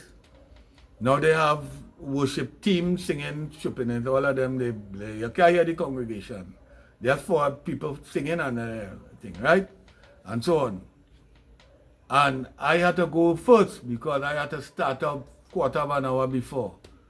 And then the service will start officially and everything. I had to teach a Sabbath school lesson. After that, if I'm missionary leader for 10 minutes, I had to go promote missionary activity. And if that day I had to preach, I had to go and preach. After that, they might have a meeting. After that meeting, they might have we had to go home and eat and come. I had to come and teach the Bible class. Right? At 3 o'clock, I had to teach why I teach the Bible class. The young people are going to start 4 o'clock. I had to regulate the song service again. In my heart there rings a melody, there rings a melody. I had to do all of that, and then I had to sometime, I used to, I had a cousin who could real talk. I learned from me, I observed what he's doing, and I learned something from me. And when he was going, he prayed that I could be like Elisha with a double portion, and he come back and he hear me like he's smiling. He have David Campbell, right? I pick up something and I tell you. And sometimes I just there, I ain't think, and somebody here come or they plan the program good. They know we'll now have a speech by Brother Joseph. I ain't going up and say like some people lay hand on no man suddenly. The one I think Paul say, lay hand on no man suddenly. Me saying all that. I just get up and I started talking. They had to pull my coat or whatever to stop me from talking. I'm talking about the Sabbath. When that finish over at sunset like 6 o'clock. They're having something called Vesper, 10-minute sermon. Most of the time I had to do that. And when that done is choir practice. Saturday night is choir practice. That is the busiest day for Adventists. Not like I don't know. The commandment is remember the rest day to keep it pure. 6 days shall thou labor and do all thy work. But the 7th day is the day Yahweh say to rest. In it you shall not do any work, you, nor your son, nor your daughter, nor your manservant, nor your maidservant, right? Nor your cattle, nor your stranger that is within your gates, right? For in 6 days Yahweh made the heaven and the earth and the sea and all that in them is, and rested on the rest day. Wherefore Yahweh causes divine favor to rest on that day for resting. And he hallowed it, he set it apart for resting. You keep the Sabbath holy by resting. First time I hear that from a rabbi. Then I started to study the subject. I say I had to be brave because of how the Almighty saved my life. I don't know about you. Right? I'm grateful for what he did. If that thing didn't happen to me or wherever, the district I was living in before, I thought some of them come guerrilla. Running in the bush and shooting at police and all kind of thing. I don't know if I'd end up on that. But that kind of guy, I don't take nonsense for too long, you know. I don't take. I like Jekyll and Hyde. You know Jekyll and Hyde? Well, you go look it up. I don't take, I just going. After a while, I just turn on the next side, you know. I turn on the next side. And I could be dangerous when I turn on the next side. Right? So, I have to be grateful for what the Almighty do to me. So sometimes when I go in saying things, I not like some people that getting pay, they go in a religion and they come, they get a degree and thing and they go in and say they have to follow that, right? Everything they have to follow that because they get in the pay and all that. I do nothing for no pay. You can't lead people astray and make them lose their salvation. I tell you what I'm doing. I do some talk already and things like that. The Jesus puzzle. I try to show people how they try to put things in Jesus' mouth. Jesus would never say if he, and when it's saying Son of God, you know what I mean? They mean God the Son. Not just Son of God. When they use the expression, God the Father, God the Son, God the Holy Ghost. It have a whole set of thing about that. He wasn't no God the Son. It had no God the Son. I say that already. It had one creator. Before he was no God for me, that shall there be any after me and kind of thing. Right? It has some things, this coming in my mind now, I say it now. A Catholic priest or somebody with a commanding voice gone on YouTube and he say, there's no place in the scripture that say you cannot take part in oral sex. Oral sex is a nice word, they must be saying them things for little children, not a thing. Not a thing there. Why? They must know. That's the thing, they must know what's wrong. When they get older, they know that wrong. Right? It have a certain, he said, there's no place in the scripture. King Solomon say thing like come into your garden and eat your food. But it mean that, but it have no place. The Almighty say, you can't take place, right, in sucking of pussy, gaggling of penis, and licking bottom hole, and all of that. He said it have no place. I find a place in Numbers 25 and in Ezekiel, and I put it and I reply to it, he delete it. And the only people who are agreeing to that, right, he letting them comment. Yeah? If you go, if people taking part in things, and I hear people tell me about that already, you know, they gone in the house and they licking the ball inside the bottom, they lick it, right? And number two, get in your system. Hello. If you go to eat something, they call it has something they eat here, they just, I think like not shrimp, a kind of, what they call it, thing, oysters. People selling that and they clean it properly and you eat that and somebody mess get inside your system. You could get salmonella, you know. You could get poisoning. You know what taking place with you there? What taking place with you there? Your immune system will be kicking and try to fight that. And if your immune system, you're fighting, and it somehow with a fight that, you're getting what it is called human immunodeficiency virus. That's a new name. Yeah, earlier one they had a different name, but that's a long story. I studied that too. I hear expert talk and debate and thing on that. Right? That's our next topic. You'll end up after you get up with they used to call it HTLV3. And I remember HTLV3 because Dr. Gallo who thieved the thing from a French thing, he gave that name. Then the two presidents get together and they say they come and call it human immunodeficiency virus.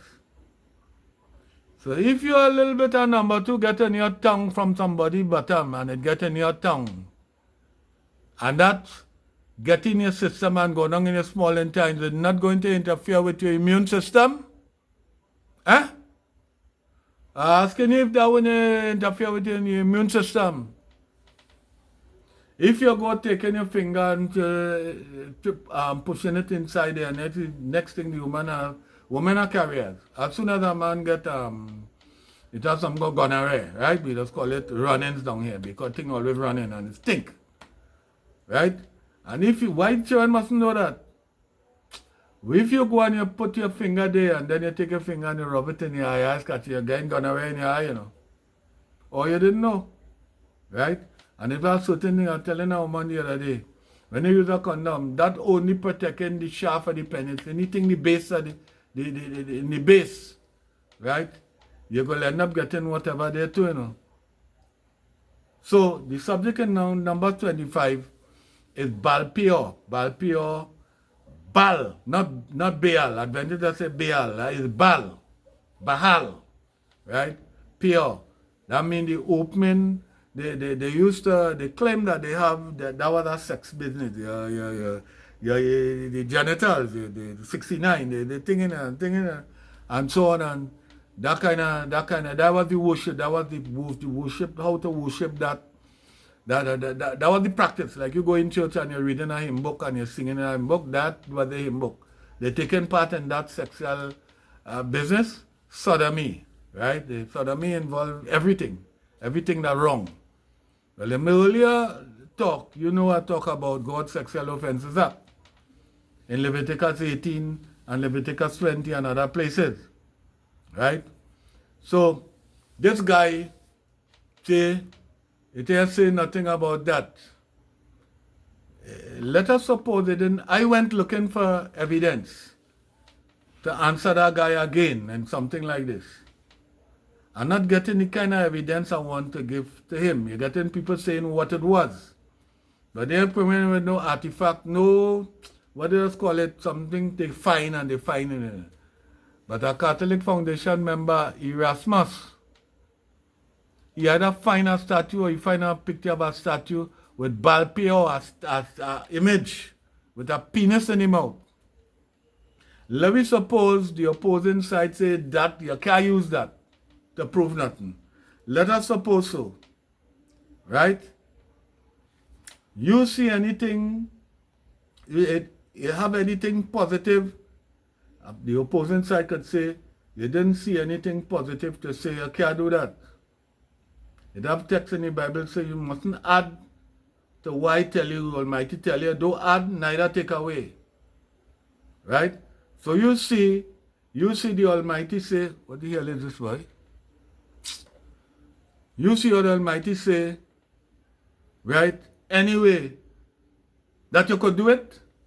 You adding now when you saying you could do it. Don't bother the Almighty. You never say nothing but you can't do that. So do it. And he telling you stupid as a big preacher man telling you thing, wash it first, smell it first, push your finger first, all kind of thing he said. He adding to the scripture and he's a big priest. And next priest say it had nothing saying about what? About what are you saying, boy? About masturbation. I say this already, I kind of a little Russian to say that too. Ezekiel 16, right? The Almighty say, I give you nice clothing, embroidered clothing, and all kind of thing I give you. Right? I give you jewelry to wear. You're taking the jewelry and making dildo, and committing whoredoms with it. And you want the dildo to be big like donkey own. Right? So, he talk about it. The guy say, no, they are Catholic people. I put the thing, they delete that too. They want to preach a certain kind of message in a certain kind of way and make things happen a certain way. Right?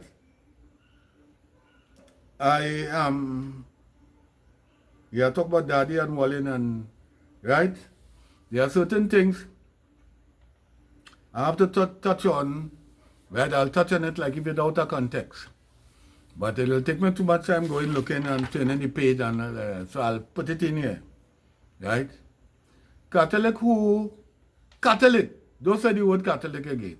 It means universal.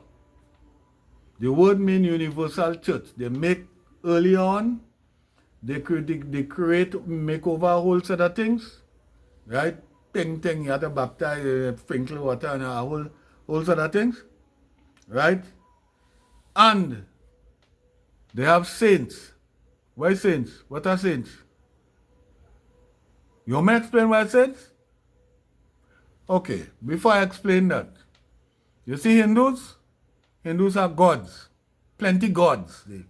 The Greeks, they have plenty gods. They have a main god, the Greeks have a main god is Zeus. The Romans have a main god is Jupiter, and they have smaller gods, god of the sea, god. Orisha have gods, they have different gods. Right? Catholic own saints, they call the same god saints.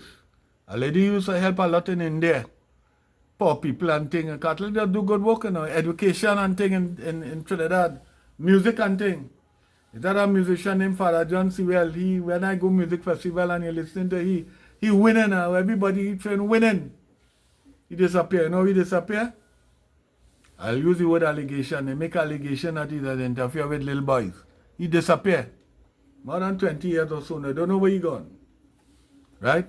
But Catholic in education in Trinidad, I went to a Catholic school, 2 Catholic schools. Catholic doing thing and music and doing that. They're not all bad, everything bad.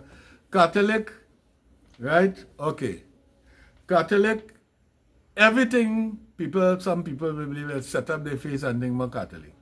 I tell you, a Catholic priest do something to me there, and I respect a Catholic priests are the main people for exorcists in Trinidad and Tobago. And if you really have a bad thing, you have to go to Shango. Them people. Them other people, I tell you already, they just mamagaing and making things. Right?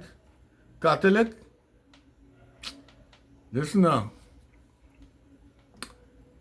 I say in one of them things, I went 40 days. Right? Somebody died and they want 40 days. And I listen to what they say in there. They praying to saints, different saints. Saint Michael, Saint this, Saint Anthony, Saint... These saints, they praying to those saints. Right?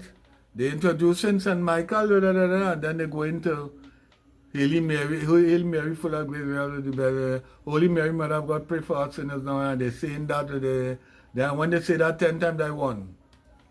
And they did 5 times. That night they said 5 times for the repose of the soul. Right? So these people are saints, and in other religions, there is gods.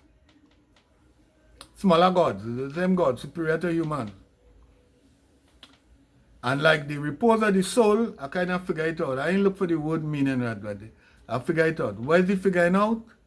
Is they praying to the saint to get that person out from hell, which do exist. A place they say, Greeks say under the ground. Even Muslims say that hell exists too. The hell no exists. Right? To get the soul out from there, get them through purgatory, a place to purge the soul, and then they get into heaven. They make up that. They make a one world religion, they take a set of pagan business, mix it together, and thing. Right? If you have a book of the Maccabees, somebody will not the Jews write that. It have Maccabees 1, Maccabees 2, and it write about, I will come to that and say something about that, right? And they take the 1 Maccabee that was written by the Greeks, they have in that saying how Jews, high priests, Jews kind of thing, praying to get people's soul out of hell. No Jews are like that. Hell, I explained hell already. Hell is Hades, right? Death, Sheol. Death is the absence of life. Anyway, I explained that before. Somebody go back and check on that. So we have, right? Yeah, everything now wrong in a Catholic, right? All right. It have something else that people say. You see, I have on a hat here, and I talk in scripture. You see, I have a chain here. It has some religion that Adventists will tell you. You can't wear jewelry. You see, they get a religion where they hand down over the years. They're trying to come out from Catholic, and everybody split up, and that's what they get, and it's saying God say. I tell you, I quote a jewelry text already. I give you the jewelry. And they take any jewelry and they're making the low. Who get them the jewelry? Asked a young Adventist and came and she said, God, I said, well, you're bright. Hat. The high priest used to have a crown, a gold crown, and a crown on his head. And he had a apron from up here called a ephod, right down to here, with 12 pieces of jewelry on it. I hear you. I say I ain't hearing you. 12 pieces of jewelry, gold, silver, topaz, this, that, right down. And it have a lot, it have a subject on jewelry. And let me tell you something before I forget. When you want to find out what is the truth, you seek him with all your brain. Hear what some people have tell you. There's the truth. Hear what we have to say. What's the what I do that? Jehovah's Witness. Adventists that do that. Some might be. There's the truth. Hear what we have to say. Well, Adventist people could listen on the radio to different people and hear what they have to say. What's the way if you do that and you go asking questions? They want to, what have you been listening? They want this fellowship here or shun you. Even though they stop shunning, but they're still doing it. It should be hear what we have to say and see if it's the truth. See if it's the truth. Go and compare, listen to other people. You know why you get wise? When I was in Cayman Islands doing security work, and I had to be up. I will go and listen to debate within different people. different religion and pick up different things. You want to know the truth, you have to listen to the other side of the jury. And in the first discourse I give under the Jesus puzzle, and I appoint people as juror, I'll say you're on jury duty now. Everybody on jury duty. Listen to both sides of the story. Sometimes there are three sides. Three sides, two wrong sides and a right. Listen to both sides of the story with your brain, train your brain and all your strength and decide what is wrong and what is right. That's what I've been doing for years. That's why some people will see me, right? I can't go in, I went in, I was going to be father, give her a stepdaughter. I don't know about that. A junior guy, she uncle, right? That years now, I don't know that when your heart is not sin, you know. Paul can come and fix.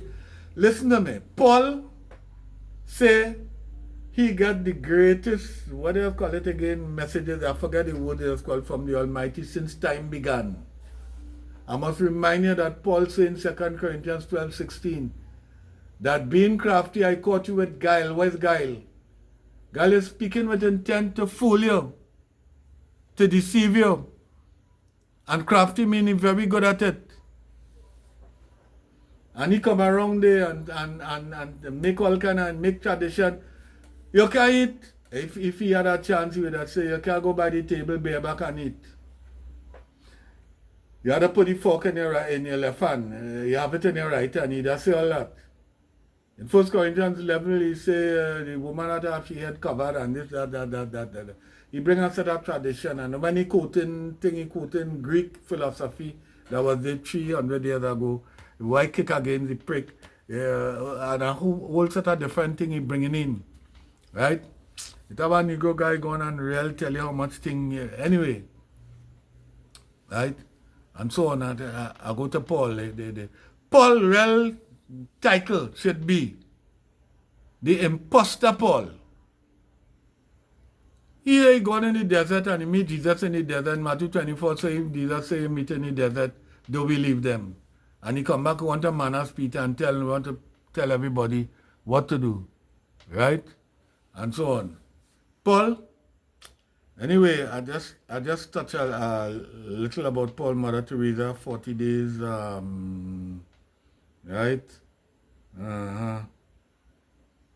What is it, 40 days? This, all right, I'll come back to this. I can't make out why it's Friday. Right, head covering. So you see I have on a hat? I have on a hat, right? I have jewelry here. I have 2 feet of jewel inside there, right? And so on. It are not sin committing there. It are things they say wrong and Catholic this, that I do everything wrong, and people try to do and try to come out. It have a religion called Church of Christ. It's only, you can't have no instrument in the church, you know. Guitar and piano and all kind of thing, you know. It's a cappella. The singing good and nice thing in a cappella and thing, you know. And it have other people tell them, praise him with the psaltery, praise him with the thing, praise him with the trumpet, play trombone, all kind of thing. All that have breath, praise the Lord. They have all kind of, but they may care about that.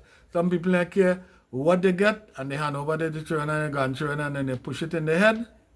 That's what they're going with, right? I must kind of correct something that, I'm not correct, but I add to something in my first thing, the Jesus puzzle, right? There's a text saying, before Abraham, before what? It's not that one is before, we have one is before Abraham I was, but we have another one. The Lord said unto my Lord. The Lord said unto my Lord. Right? Well, to start with, the Jews going to tell you, King David collected the Psalms. He didn't make all the Psalms. And this specific Psalm saying, the Lord said unto my Lord, I didn't say that part, right? The title is To David a Psalm. Somebody write a Psalm to David a Psalm, and he's saying the Yahweh said unto Adonai. Right? Not Yahweh said unto Yahweh. Yahweh said unto a Lord, which is King David. sit thou on my right hand until I make your enemies your footstool. David made his enemies a footstool. He conquered all the enemies. Jesus didn't conquer no enemies. They kill him. And by the way, before I forget, every text that they take, right, and bend the Old Testament text to make it mean Jesus coming wrong. You don't have to get 1,000,000 texts or 100 texts to find a person commit murder or commit a sin.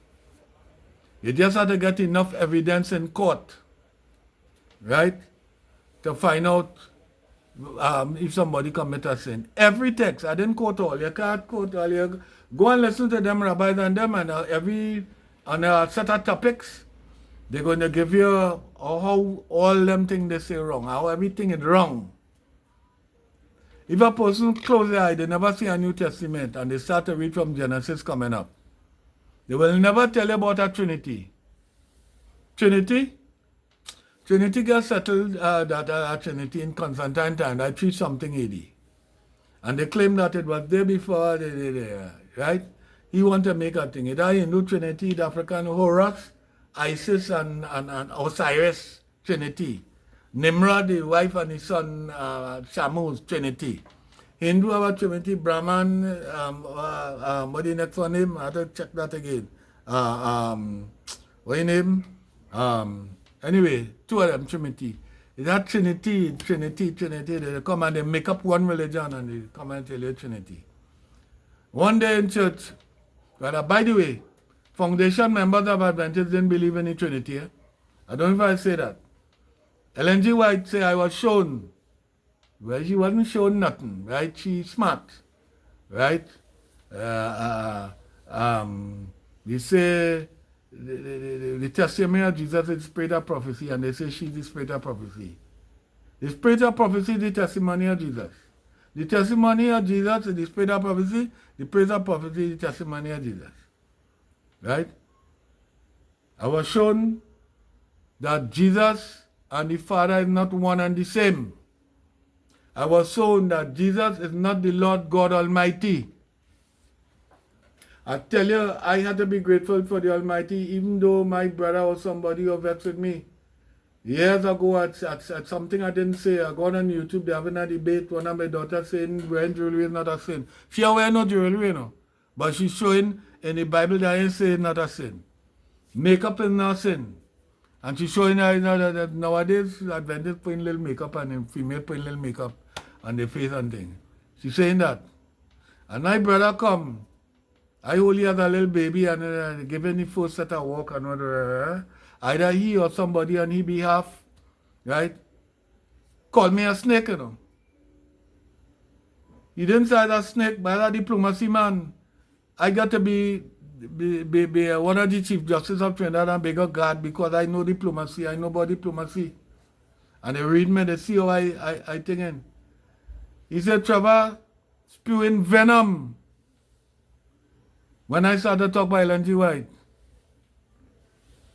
Ellen G. White was right there when they was predicting that Jesus coming in 1844. 1844? 1843. They take until 2,300 days, then shall the sanctuary be cleansed. They take that. And they join up 2 other prophecies with it and they make one. And when they realize it didn't come in 1843, they saw we make a mistake. It didn't have no year 0. From BC 1, it went straight to 81. So it's 1844. They wait again. She's saying yet in a few months, some shall be food for worms. Right? Some shall be, let's call it, translated. Right? And some will be resurrected. And she say all kind of things that anyway, they like to talk about Ellen G. White, right? Say that she predicted the great San Francisco earthquake. And they want to talk about correct prediction and things. Say, well, look, she can. San Francisco in the heart of the earthquake belt. Anybody could predict it will have an earthquake in San Francisco anytime. The earthquake belt right there. And that wasn't the prophecy. The prophecy was San Francisco and Oklahoma. Don't try to tie me up or try to give me them kind of, I want to be determined to follow the master. His intention is to save my life and see things good with me. If you want to take that, die, or you don't want to take it, die your business. That's his intention. So I want to do that. Don't come and tell me I can't say this and I can't say that. And I will tell you something. There are some people like Watchtower that want to bad talk Adventists and laugh at them.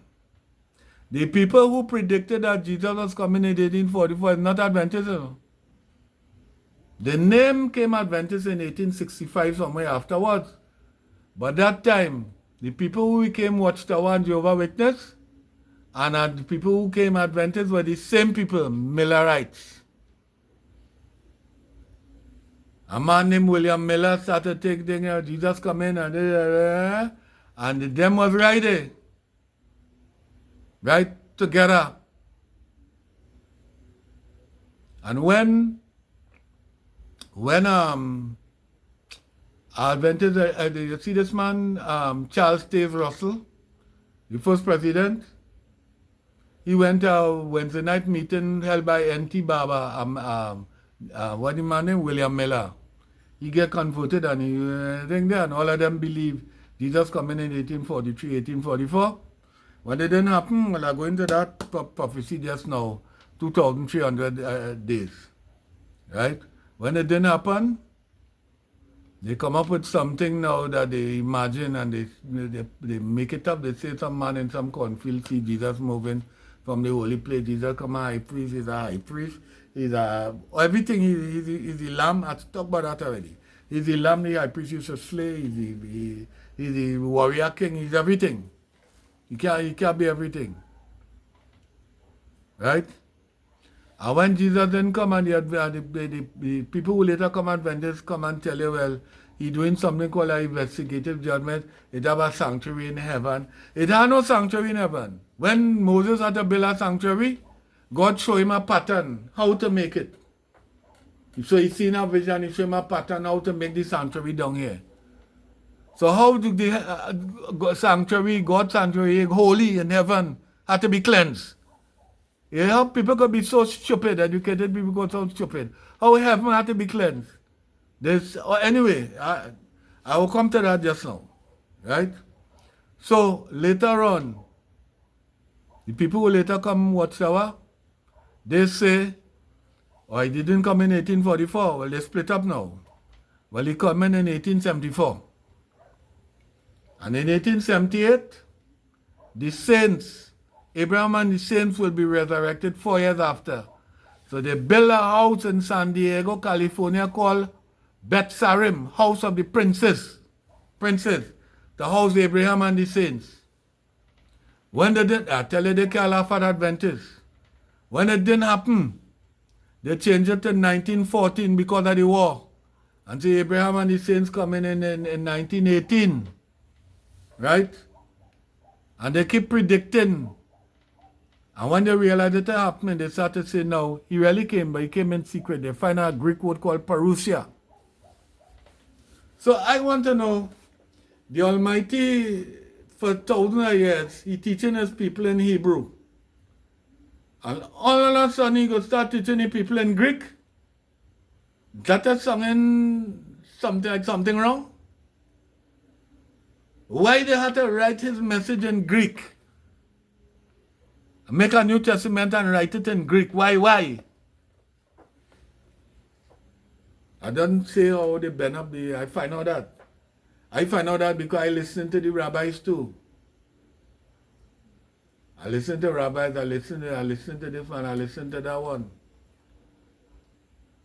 You see? So,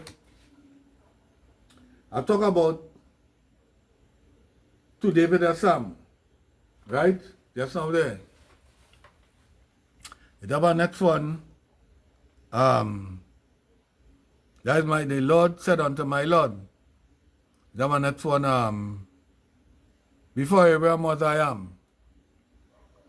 I talk a little bit, talk something about that. I think I deal with that already, Before Abraham was, I am. Well, it has profuse evidence that Jesus is not God the Son. Right? I don't even know if he existed. You see the coming back? Alright, let me deal with that coming back thing. Hear what the rabbis just say. The Messiah had to come to do certain things, liberate Israel from oppression. Right? That's what the Messiah had to come to do. When the Messiah come here, we don't no temple. We don't have no temple. When Jesus came here, there was a temple. Right? And what I was going to say? Yeah. Anyway, before Abraham was I am. Right? Well, I think I talk about that right. There was a contradiction. Watchtower. Anyway, Watchtower get its name. They call it Watchtower Bible Student, and they call it Watchtower after that, Watchtower Bible and Fact Society. And they have some truth too. They have some tricks too. They have the first president, they translate the Bible they have a Bible called New World Translation. I know that bad talking, I telling you, I saying what it is so somebody will know and decide what they want to do. Right? He end up in court and they question him on his knowledge on Hebrew. And he can't translate the simplest Hebrew. Charles Taze Russell in court can't change the simplest Hebrew. And he say he translate the Bible. And next time they're selling wheat, they say through miracle wheat. They say it's scheduled to grow 10 times as much. He end up in court with that too. And then they're growing no miracle wheat. Right? Later they come. They have a way they just come to you, right? Look out for that. Everything they say now again is not wrong, Everything they say is not evil, You could drink alcohol. Right? You mustn't get drunk. Right? That's what we just come to when I was debating with 3 young fellas at that time. Very bright. And they say, look at this text here. The kingdom of God is within you. You know what I mean? Well, I read over that all the time. I read over things and studying what I mean. I can't think everything. I say, well, what it mean? They say, we will teach you what it mean. And they start to explain something to me, the kingdom of God. And they come up with some things like that. And they're establishing now a teacher-student relationship. Anytime they get you running on that track, then they start to tell you, they introduce their Bible to you. And their Bible is a commentary. They're adding in things and different things, and you're only reading that. And then they go, let you know, no, don't talk to nobody else. They start to capture you, and they crowd you around, and you come into the service, and I hold it up straight. You be a juror and listen to everything everybody tell you, including me. Why tell you? You go and listen to them, Rabbi. Listen to Catholic. Listen to Catholic going online now. I said that before. And they're telling you, we're responsible for the Bible, what they call the Bible. The Bible is a Catholic thing. They put the letters together written by foundation members together and call it the New Testament. Why they use the word new? Because they could say old. Something like that is forget them thing that I done away with. I don't bother with them stupidness. That you should eat Latin word soup is stupidness. That you should drink nail soup is stupidness. That you should eat tack is stupidness. That you could shoot down a kobo, a vulture, thing flying in the air, shoot it down, and you go and barbecue it and eat it is stupidness. They're trying to, Paul say, whatever you see in the market, eat it. He come to fix things. Well, I tell you, it's a disgusting thing. So, it have enough evidence to show you start, you want to understand what the Almighty, it's a wise thing and it making sense, you know. Before you could figure out, your first thing you have to do is to try to see how the Almighty thinking. How he was thinking before about different topics. How was the Almighty thinking? How we think about man-woman relationship. How we think about, and when you gather that together, you wonder now, who could change that? He tell you how to put evil out from among you. When somebody commit a crime, and you get 2 or 3 big that you find them guilty, according to what the crime, the penalty is murders. It's to kill them. So to put evil out from among you. He tell the people, when you conquer that land, they're sending you to conquer that land. I tell a piece of that already. And if all you do the same thing that they used to do there, I'll drive all you out the land just like I drive them out. What they used to do? What they used to do? A certain time he said, kill every woman that known man and kill all the animals. You know why? They're doing things with the animals. They're doing things with the animals and all kind of things. He slaughter everybody, tell King Saul that. King Saul do that when he come in. Where's that I hear bleating in the back there? Sheep and the Almighty said to kill everybody? I tell you, they're supposed to defend themselves too. It have a thing happened October 7th last year, it was a Sabbath day. Where the enemy, right? The enemy is among people in the world who want to get rid of the Jews completely. It mustn't have no Jew in the world. If you're a Jew and you join a Muslim or you join something else, you're all right. But long as you want to hold on that, you should not exist. And one of the texts in the Quran is, when you can't find no Jew, even the tree going to say, look at Jew hiding behind me, get him. So they want to think, all them certain religion, they want to get rid of the Jew, they want to think, they say there's God's people and the doctrine, the people, the Greeks, everybody, they want to get rid of them, right? And so you study what we get from them, and you try to understand what God, what the Creator wants you to, what the Creator wants you to do and what not to do and things. By the time you finish that, you will understand, and you're going to ask yourself, who could come and change that? A person could come and change that, you know. But the first thing they have to do is go and create their own universe, and then go and make their rules there. They can't change that. Don't care how they tried, how they bend it up, how they molest the scriptures, and don't care what they do. They can't change that. I talked about certain things before, and I didn't bring up the subject of prostitution. I talked about what is whether concubine, whether this, whether that. I didn't bring up the subject of what is prostitution. What is prostitution? Prostitution is anything a man wants to pay a woman for, material things or money, and the woman wants to accept anybody who started in order for she to give him sex. And some of them, how they'll give you that sex, they go turn wrong. Because the front is for their husband to hug up and have love sex. But for you, you pay them the money, right? They go turn wrong and they re-entry for you. And so on, right? So what is prostitution? That is what is prostitution.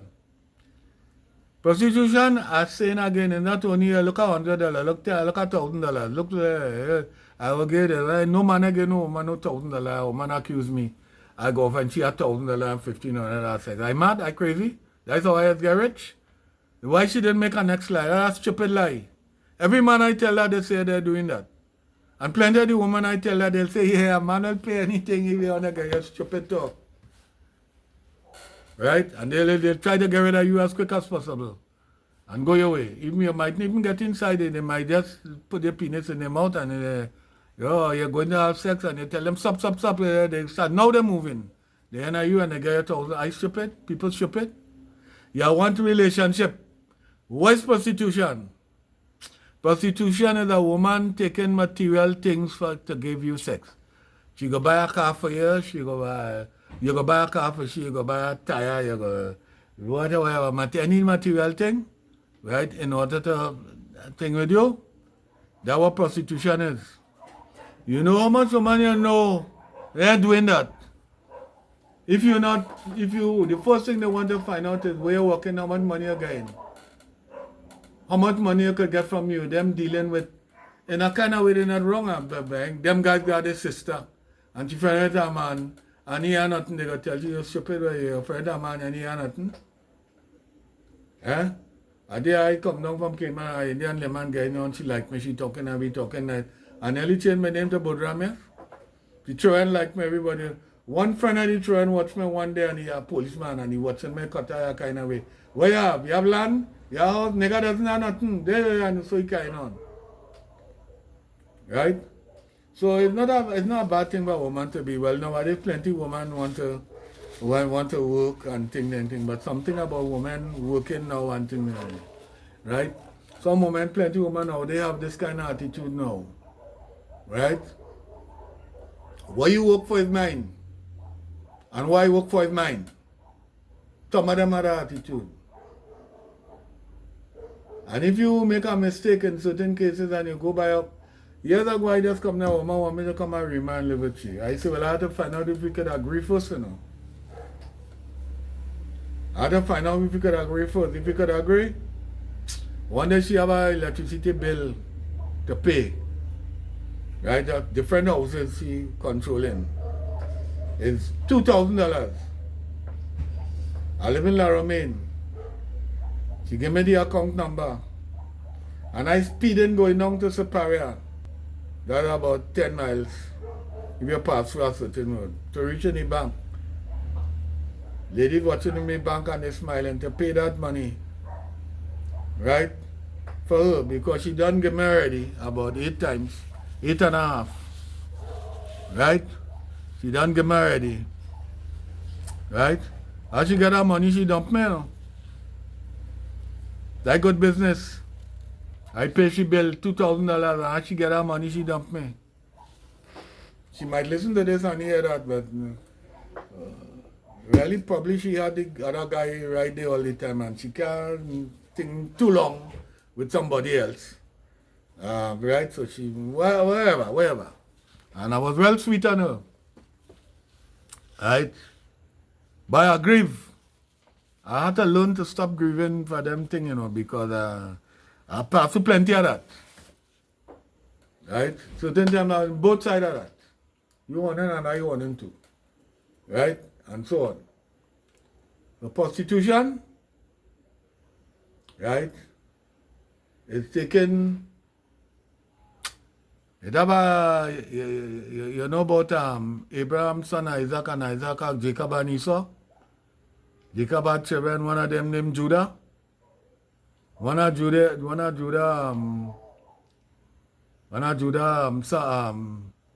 son named Onan. I think that's Genesis 38. I have something in Genesis 38, I'll come to that. He didn't want to have no children. What happened? The daughter-in-law, she husband dead. That is Judah's son. And the next brother now supposed to take her as a woman. If he want her, he could say no. Unless he's sure there something and it's alright. So he want the sex. So he go in his sex and he spill his seed on the ground. He pull out when he go into discharge. He pull out. And God slew him for that. So the next brother is a little boy. And she had to wait until he come big. Right? So Judah is a nice story to hear. You might like to hear that story. Right? Judah going to sell the lamb and he sell the produce up in wherever they just sell it. And he bunks up a prostitute.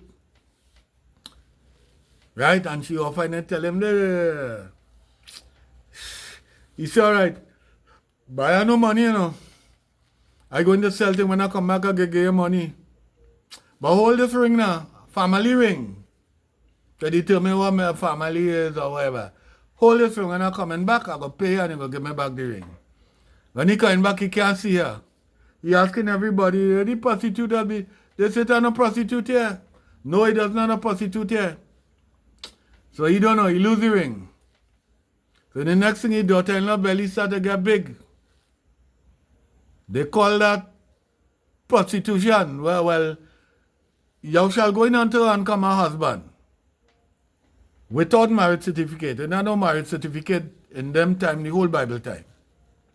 You're supposed to stay with the person. If you go with somebody and stay with them and you go with somebody else, it's called you was a hoeing in your father's house. Right? So, she belly big. Where's the man? And she has saying nothing. Belly big, go with the man and all you thou shall go in until and come a man. Then you come a man. And all is a family. So they're going. He gone by Jacob to ask Jacob advice what to do because he want to kill she. He going to find out. So he decided to go kill she. She said, all right. You know what I'm making child for? The owner of this ring. The owner of this ring. That's what I'm making child for. Well, she make a child, and he come in the descendant of Joseph. His ancestors. He's one of Joseph's ancestors. And they say that was Jesus' ancestor. Yeah, Jesus' ancestor. And Joseph wasn't his father. And the Messiah wasn't being adopted. I deal with that already. Right? They try to fix that, and all how they try to fix things. Right? That's prostitution. Right? Also, remember something, by the way, as I told Genesis 38:8. And Judah said unto Onan, go in unto thy brother's wife, and marry her, and produce seed for your brother. What did I say here, boy? Marry? I studied the subject of marry and marriage and thing. I talk about that in the past. Right? The leading person who translate the who telling you what these words is from the Hebrew is a man named Dr. Strong. He wasn't a Hebrew, he was alright. But them Hebrews say he could have only fit in a first class, in a first number one class in a Hebrew yeshiva. He am expert in a kind of way. They're rattling out Hebrew, they could tell you what thing mean. Why saying that? He want to translate things that the Bible, the New Testament, have a kind of thing. In order for you to, when they use the word marry and marry, every time they use that word, they hear in marriage certificate. And some of them using it kind of wildly all about everybody in the Old Testament. This one, Joseph married that one, and marry. You're thinking of marriage certificate, I deal with that already. Right? So when you reach that text, Dr. Strong reached that text. And Judah said unto Onan, go in unto thy brother's wife and marry her. Right? Go in unto thy brother's wife and marry her. Well, I tell you about the tradition. Your brother dead? Right? If your daughter, your son dead, and your wife there, and next brother could take her for a wife and raise children for the first child is he own, the dead brother own. And so on. That's what I'm talking about. That's beside the point. The part is, I'm going to leave out that part. Going on to thy brother's wife. Right? And marry her. You know what he said? He said that word marry is of doubtful meaning. You know why it's of doubtful meaning? Because it is saying marry her and then have sex. That's how they bias and evil and wicked. It is saying marry her and then have sex. It's saying going on to her and marry her. The Almighty say when you go in, then you marry. Forget the word marry, it's misleading. When you go in, then you join together. And he shall not put her away all his days unless she go and you catch her with the goat or some kind of thing. Or a next man or something. Right? And what God had joined together, that how God joining all together. Let no man put asunder. I tell you, I have to know what is the right thing. The Almighty saved my life in many areas already. I have to know what's the right thing. Understand? And so on. At time I get licks for nothing, I tired get licks for nothing. I say, but I get licks for nothing. One this I have 40, I say not get no licks for nothing again. Watch me. I tell you, I had Jekyll and Hyde, then I reach the next side. Right? I next side. My father going to beat me, he was trying to get that beat. He was a good father in many ways, but he was trying to get at my mother. She talked some point in that she need to tell she shut up and she talk, and he come here next time and he's sober. And he going to beat them friend, put in your mouth, that time she quiet. I lie down in fear, guy Nicola lie down sleeping. Wait Trevor, I come outside, I don't get licks. My sister make me get licks for nothing, and then more than once I get licks for nothing. And he hit me, I lick him down with a lighting flambeau, you know. You just do thing and think after, you know that flambeau? Jamaicans call it a torch. You take a stout bottle and you put some kerosene in it, and you take some cloth and you turn it and you shake it up and you light that. That was the light in the bedroom. I lick him down with that and fight start. We used to, well, I can't fight I big, thick, right? By doing that, my brothers used to do tag team wrestling, and we didn't know something, right? So I kind of drop kick and the thing, and I run in. I pull a chair behind me, and the thing is tumble on the chair, and that kind of thing will I get away. But before I get away, I journey all my life safe too. Because when I hit him the thing, so you want to fight and he come in, I done felt it so a kind of way, and then I go into run. I see son, I could be quicker than he. As I go to run, right, I done stumble and thing already. The second brother, he done put his fist so, and he coming into my midsection with that, he done mash up that. One hand from here, I'd be dead, he'd be sorry. Because he still saved my life many years after that, and he carry me. Right?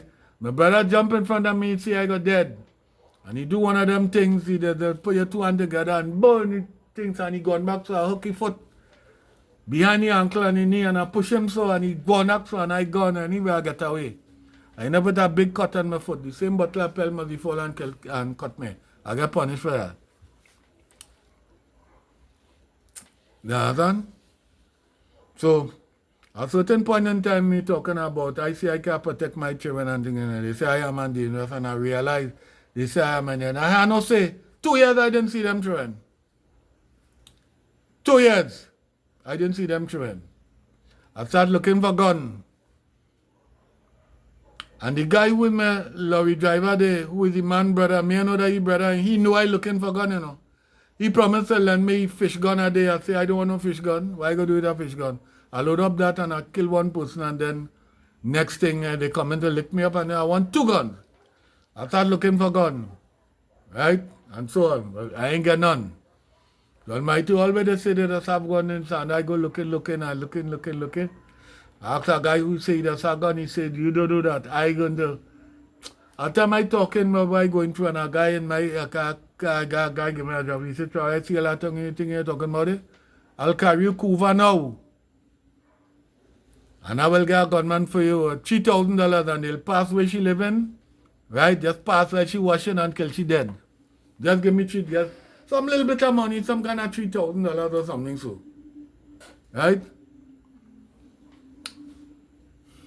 Yeah. And so on. Well, me I ain't do nothing. I think nothing. I study, I sit down and I tell, let me tell you something. Every time you hear a man kill a woman, right, something, most of the times I know what happened. You see the court for lawyers to get rich, they always making the woman look like they're right. If a woman come in and tackling you, and one day you get vexed and you lick them down, and so on, and they go in the court and they get injured, they go in the court, you're in jail. You know? If a man lick you down, right? All they're going to say, they stab you or some kind of thing, all they're going to say, a psychiatrist going to say for that moment she was insane. Momentary insanity, they just call that. What they are checking is, they have boy children, and they have male family. I like getting power for this video here. Male family. Right? So how man should get away? Talking about prostitution and so on. There was certain religion, I can't say that because them people, all the people are the same thing. Some will kill you, some will smile and talk with you, some will watch you, they kind of vex, especially when they land where they can't kill you, and some will kill you. They'll put a hit on you and all kind of thing. Right? They say there are no prostitution. A man and a woman get together and they agree on a price and they go before a sheik. Right? And they agree to marry for 3 days. And they go on and they have sex. It's called muta. And if she make a child from that, he's not the father. And they could cuss him and then call him son of a bitch. They'll call him son of a muta. And so on. So there are no prostitution. I say there is no prostitution. A man have 4 wives. Right? He divorced one and replace that one. And together with that 4 wives, he go in the marketplace and buy a sex slave. When he finish with that sex slave, he go and sell her in the market and buy the next one.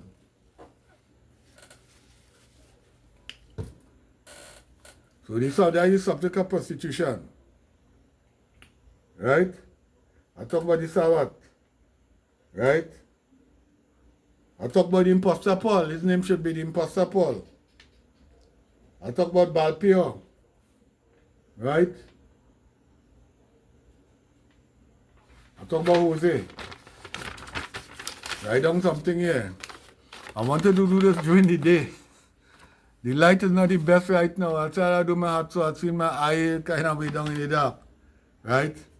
Now, I will deal with the 2300 days. Maybe I should deal with the 70 weeks first. I deal with 70 weeks. There's a 70 weeks prophecy in Isaiah. Isaiah, why my mother slip sometime, but I love slip sometime and say the wrong thing, right?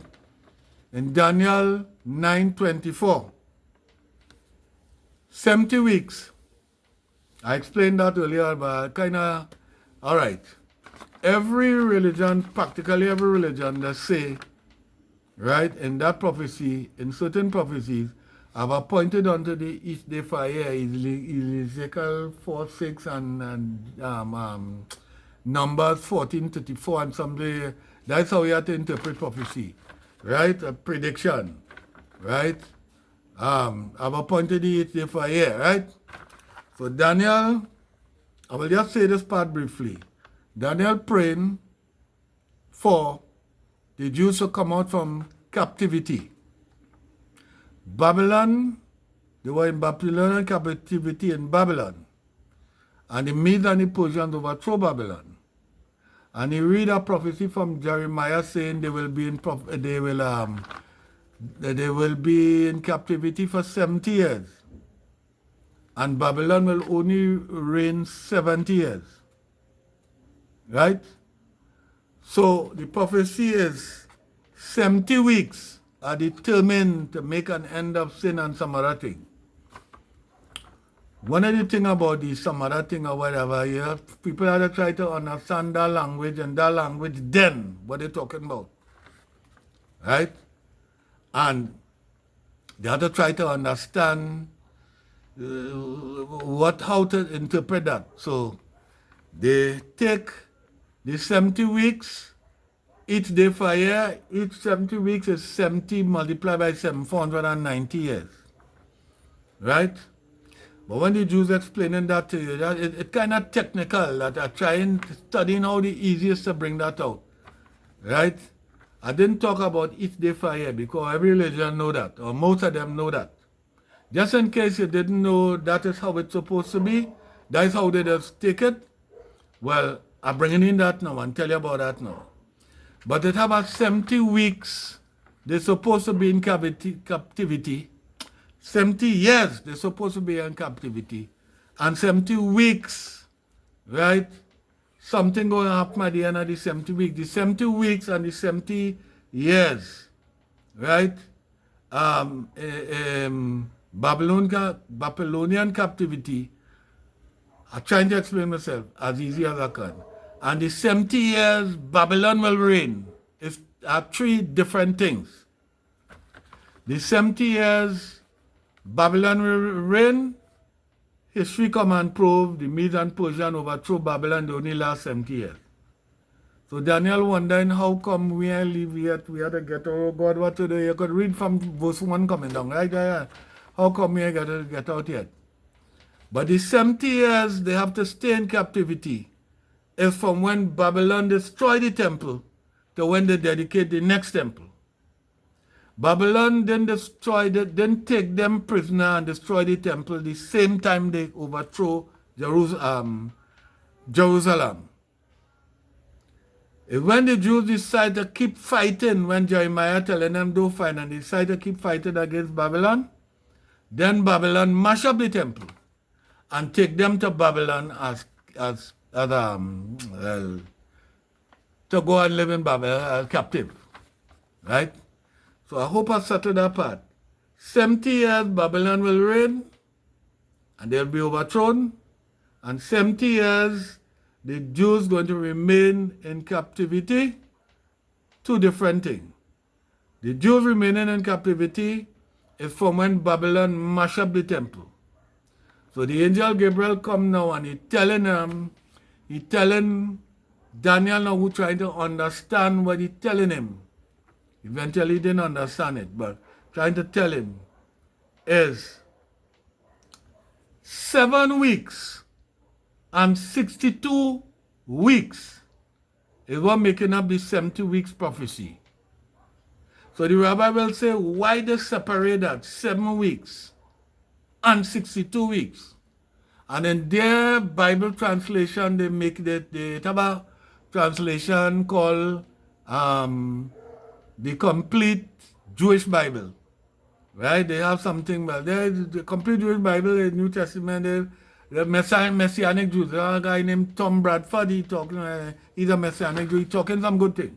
Right? But in between, he's saying Jesus coming and all that kind of thing, right?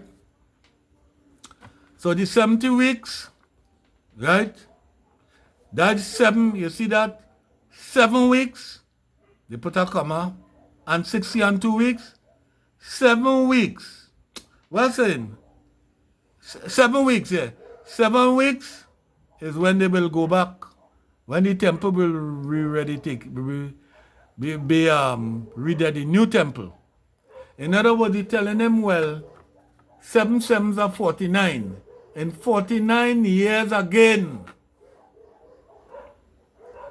Because to make up that, they don't spend some time in that 70 years from the time the temple was destroyed. While in Babylon, they don't spend for 50 and 20, 70, 21 years. They don't spend 21 years there already. So 49 years again, all they go back in the temple.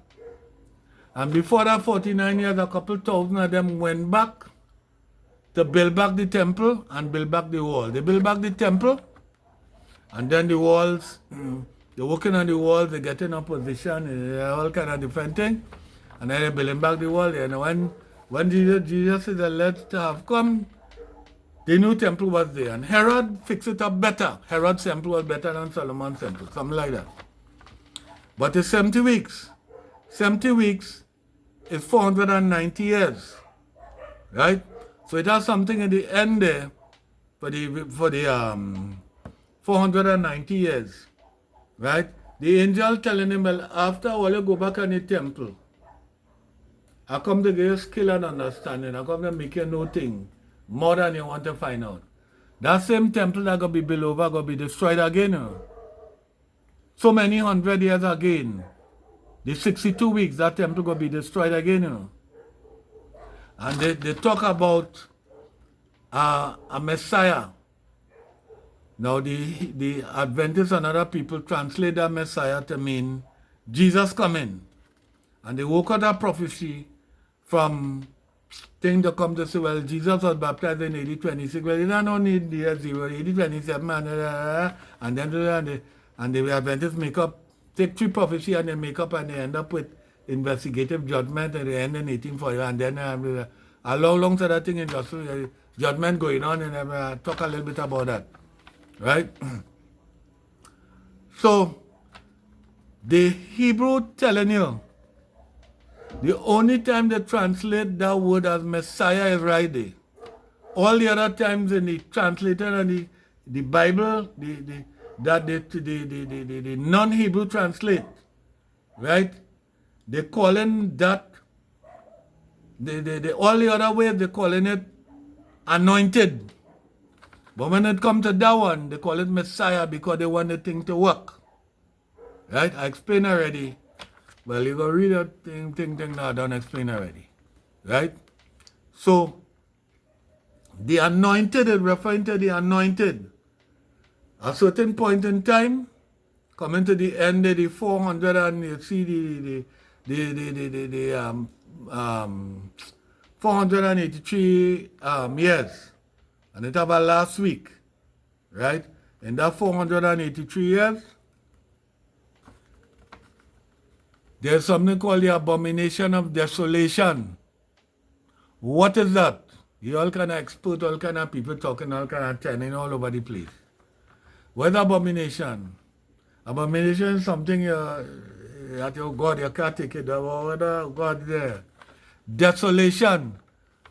Desolation causing abomination. Why is the desolation? The desolation is the priest can't go in the temple. AD 66, the Jews started to fight the Romans seriously. They fighting, and like they getting troops. So the Rome get more troops. They get back up and they come down. And they fight them. AD 66. They can't go in the temple. They can't no sacrifice in the temple. The Jews grieving for that. That is the abomination of desolation. The temple desolate. And the next week, in the midst of the week, the prince will cause sacrifice and oblation to stop. That will be the end of sin. And that's how they put it over. Well, the sacrifice and oblation thing will... Why sacrifice and oblation? Sacrifice is the killing of an animal every day and they're doing different things. And oblation is the ritual, what to do with the animal, the blood and all kind of things. And they're going to stop. They're going to end up sacrifice for sin with the animal and that kind of thing there. Right? In the midst of the week, well, the prince is the Romans. The Romans come and mash up the temple. Mash up the temple, and from that time, AD 70 to now, they have no temple to kill no lamb, or kill no nothing, no bird, no dove, no nothing. That's what that 70 weeks. Right? That's what 70 weeks is about. Well, Adventists say one thing about that. That is Jesus come and tell you in AD 26, and then he will be there preaching and thing, and 3.5 years he will go. Jesus' ministry was not 3.5 years. That's a big blunder. Jesus' ministry was 1 year. It was not 3.5 years. Matthew don't have, when you check the Passover and the different things they hold, they could only count 1 year.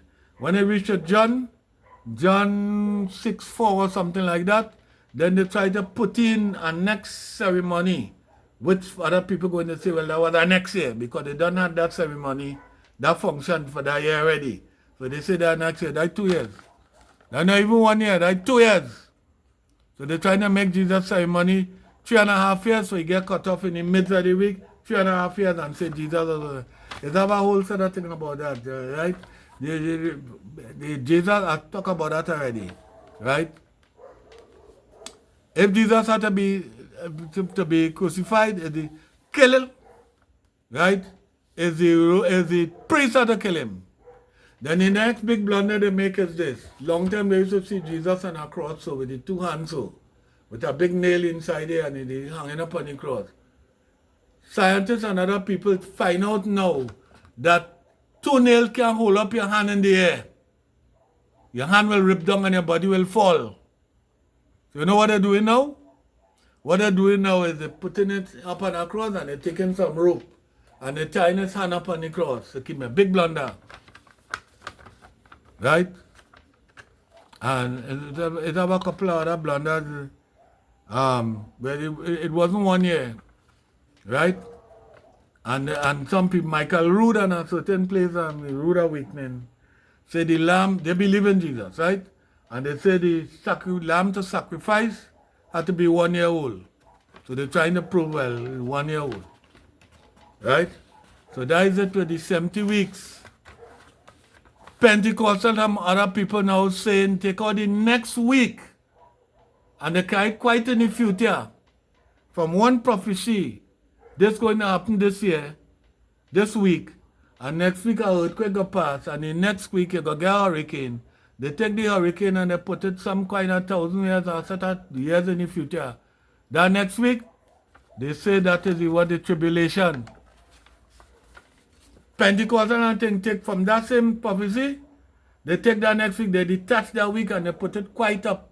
I must be preaching their doctrine. I must tell you what is the truth. Because the name of this thing here is Truth Unpuzzled. Right? Or Depuzzled or whatever. Trying to unpuzzle that thing for it. There's no puzzle there. A little technical to understand. Daniel was told he can't understand the vision. And Daniel was told in time to come, in the future, you will understand it. They will understand it. This is for the future. Right? In time to come. Right? So, what happened with that prophecy now is the future catch up with that prophecy. Sometimes you have to wait. The first time I say that you have to wait until the future reach for you to understand something. So it has some Jews. It have a woman, very good. She and maybe her brother, because there is them called Unpacked. Them explaining all that Jews come from. Listen, I said before, Daniel was praying when the Jews coming out from captivity. The angel come to give him skill and understanding. And the angel going to tell him, today's Friday.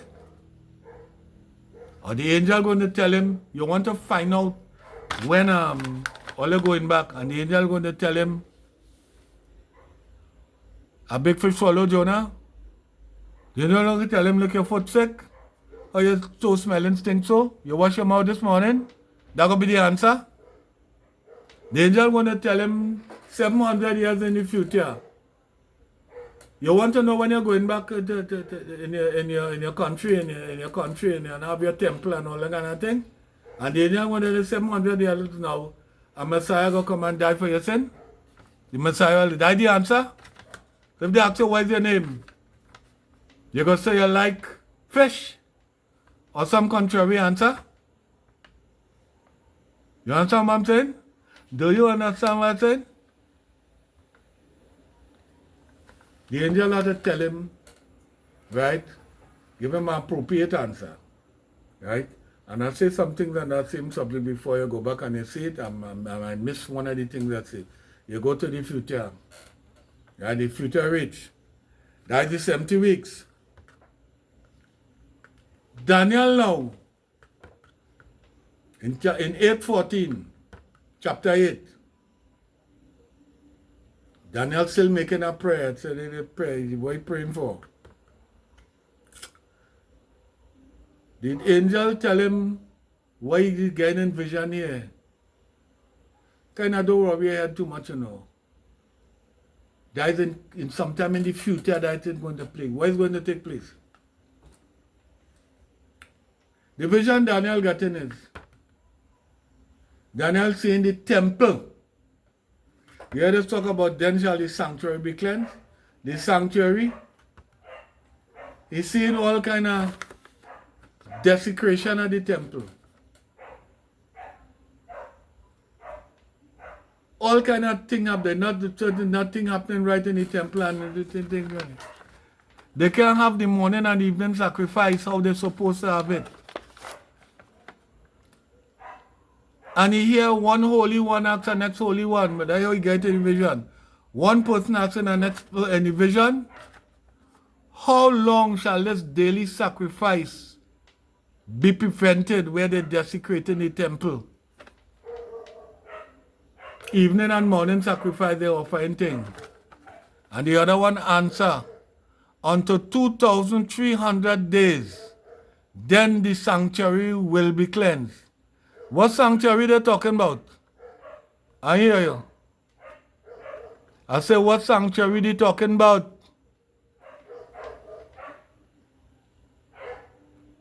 What happened in that sanctuary? That sanctuary in the earth and with the Jews, you see the sanctuary being desecrated. And the Holy One say until 2,300 days then shall the sanctuary be cleansed. So we have a guy named Tom Bradford. The best explanation I hear from that since I alive, I 74. I'll be 75 in May next year. Is why you give Tom Bradford. I put the link in one of my in the comments in thing. I go put it here again.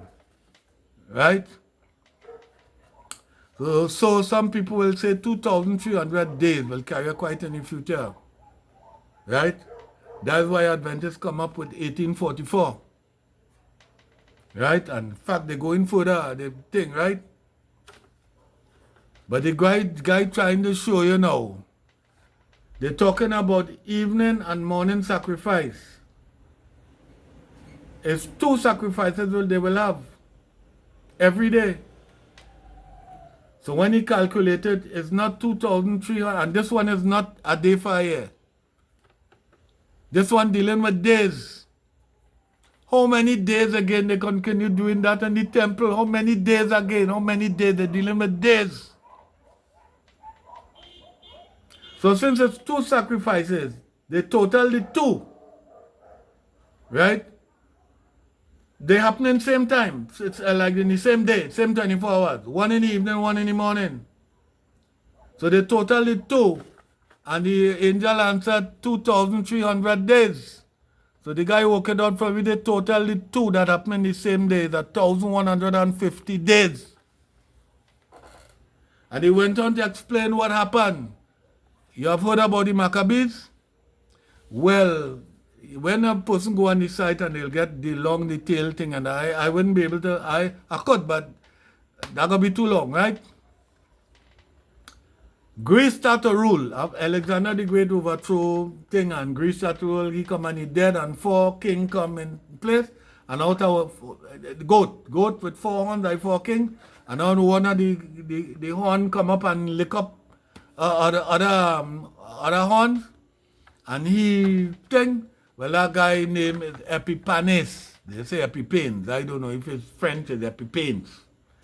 Greek it's Spanish it's Epiphanes. He was a wicked king, a wicked person who come the king of that area. And Jew hatred content could start to work there again. He hate the Jews. They must do everything how the Greeks do it. They mustn't have no circumcision with nobody. They mustn't sacrifice nothing in the temple.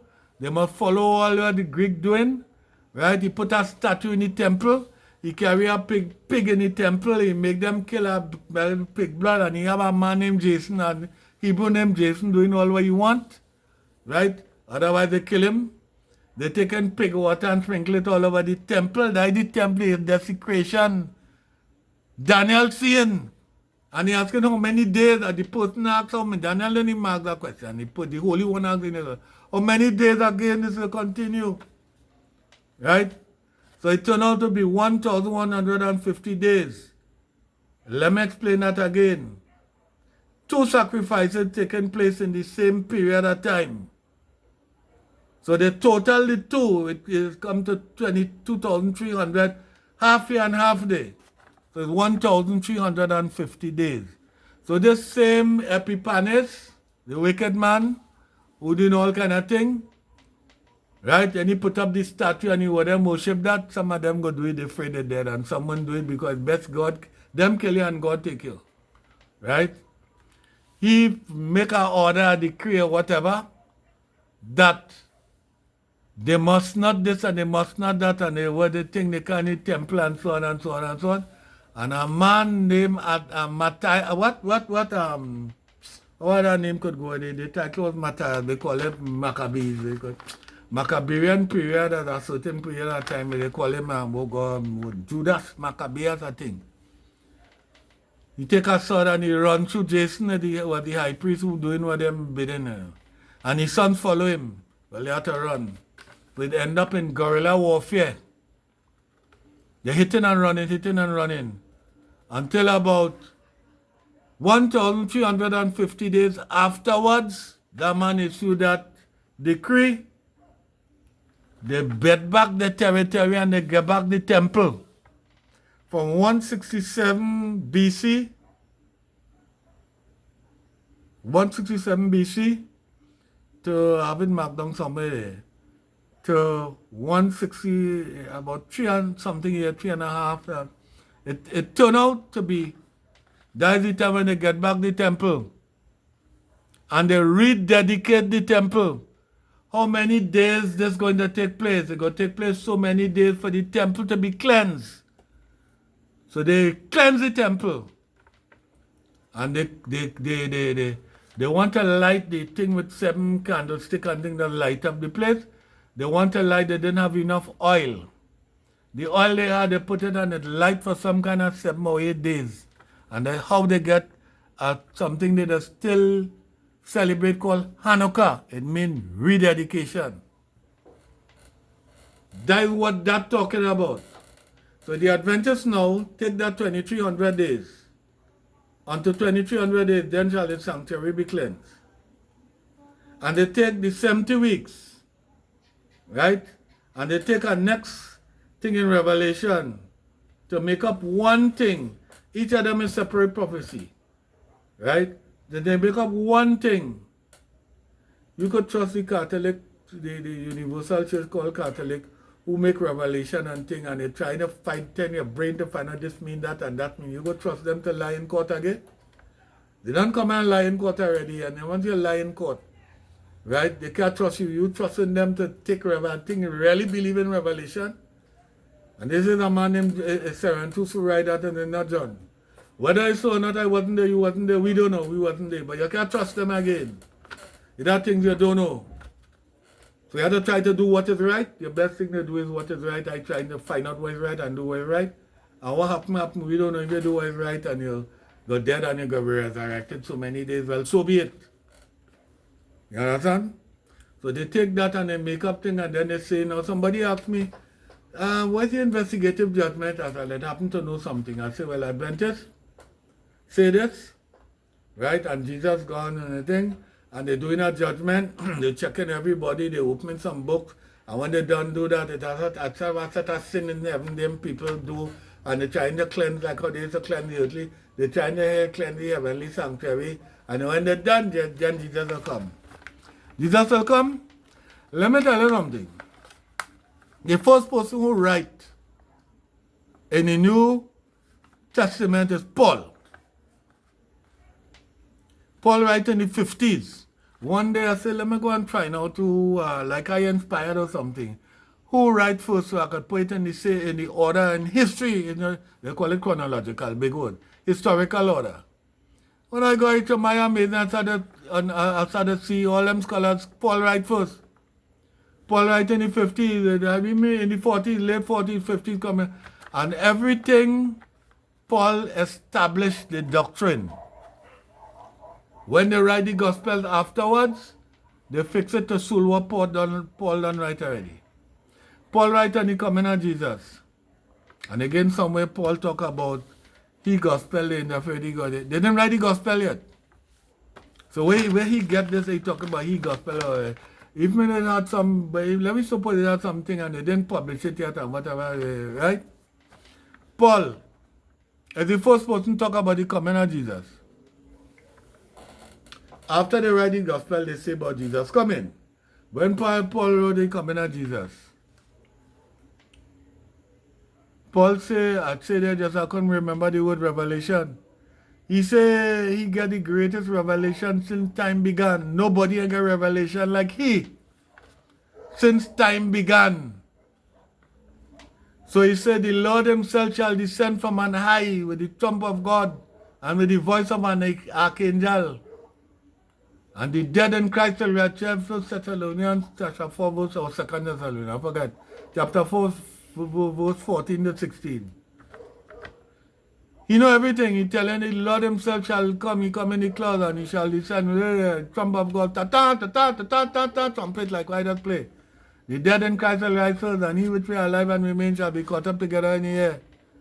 And then in Corinthians 15, he said, all those who live in now with wife and things live as though you don't have no husband, you have no wife, because time is short.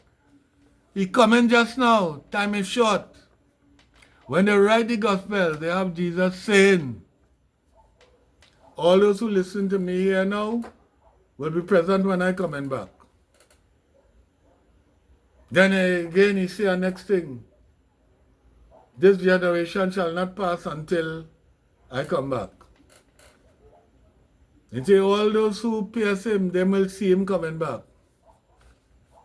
Ladies and gentlemen, boys and girls, people of the world, every century, they'll be looking for Jesus to come. Every century. End of every century. In 2000, when it was going to change, police in Trinidad all leave cancelled because plane go fall from the sky, all kind of thing, and they go have the end of the world. They're looking for Jesus to come. And so every time, so it keep going, so it keep going. Somebody gonna ask that question. How many times he had to not come for you to believe he not coming away? The Jews telling you the Messiah was not supposed to get the Messiah, that is supposed to be a warrior king.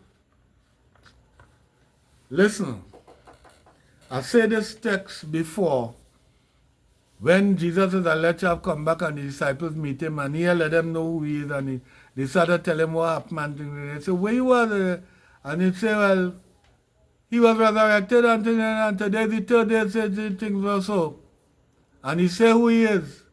Then they say, we disappointed, We thought it had come to liberate Israel. Messiah, warrior king will liberate Israel. That's not the only time that was taught, In Luke, chapter, mark it down somewhere, chapter 1 or 2, somewhere there, verse 23. Somewhere there, right? I think it's the angel or the people saying, if I continue preparing, I'll never do this thing. So, right?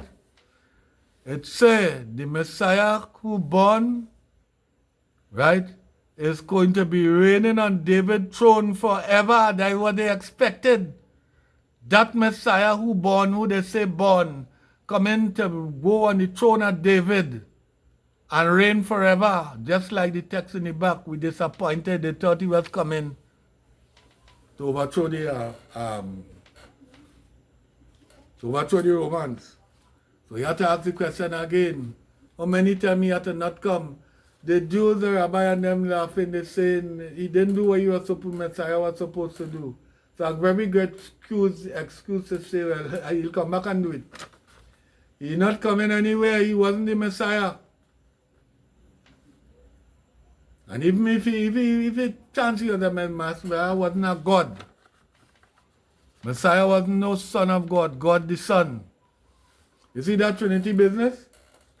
You know a couple of things. I said that before.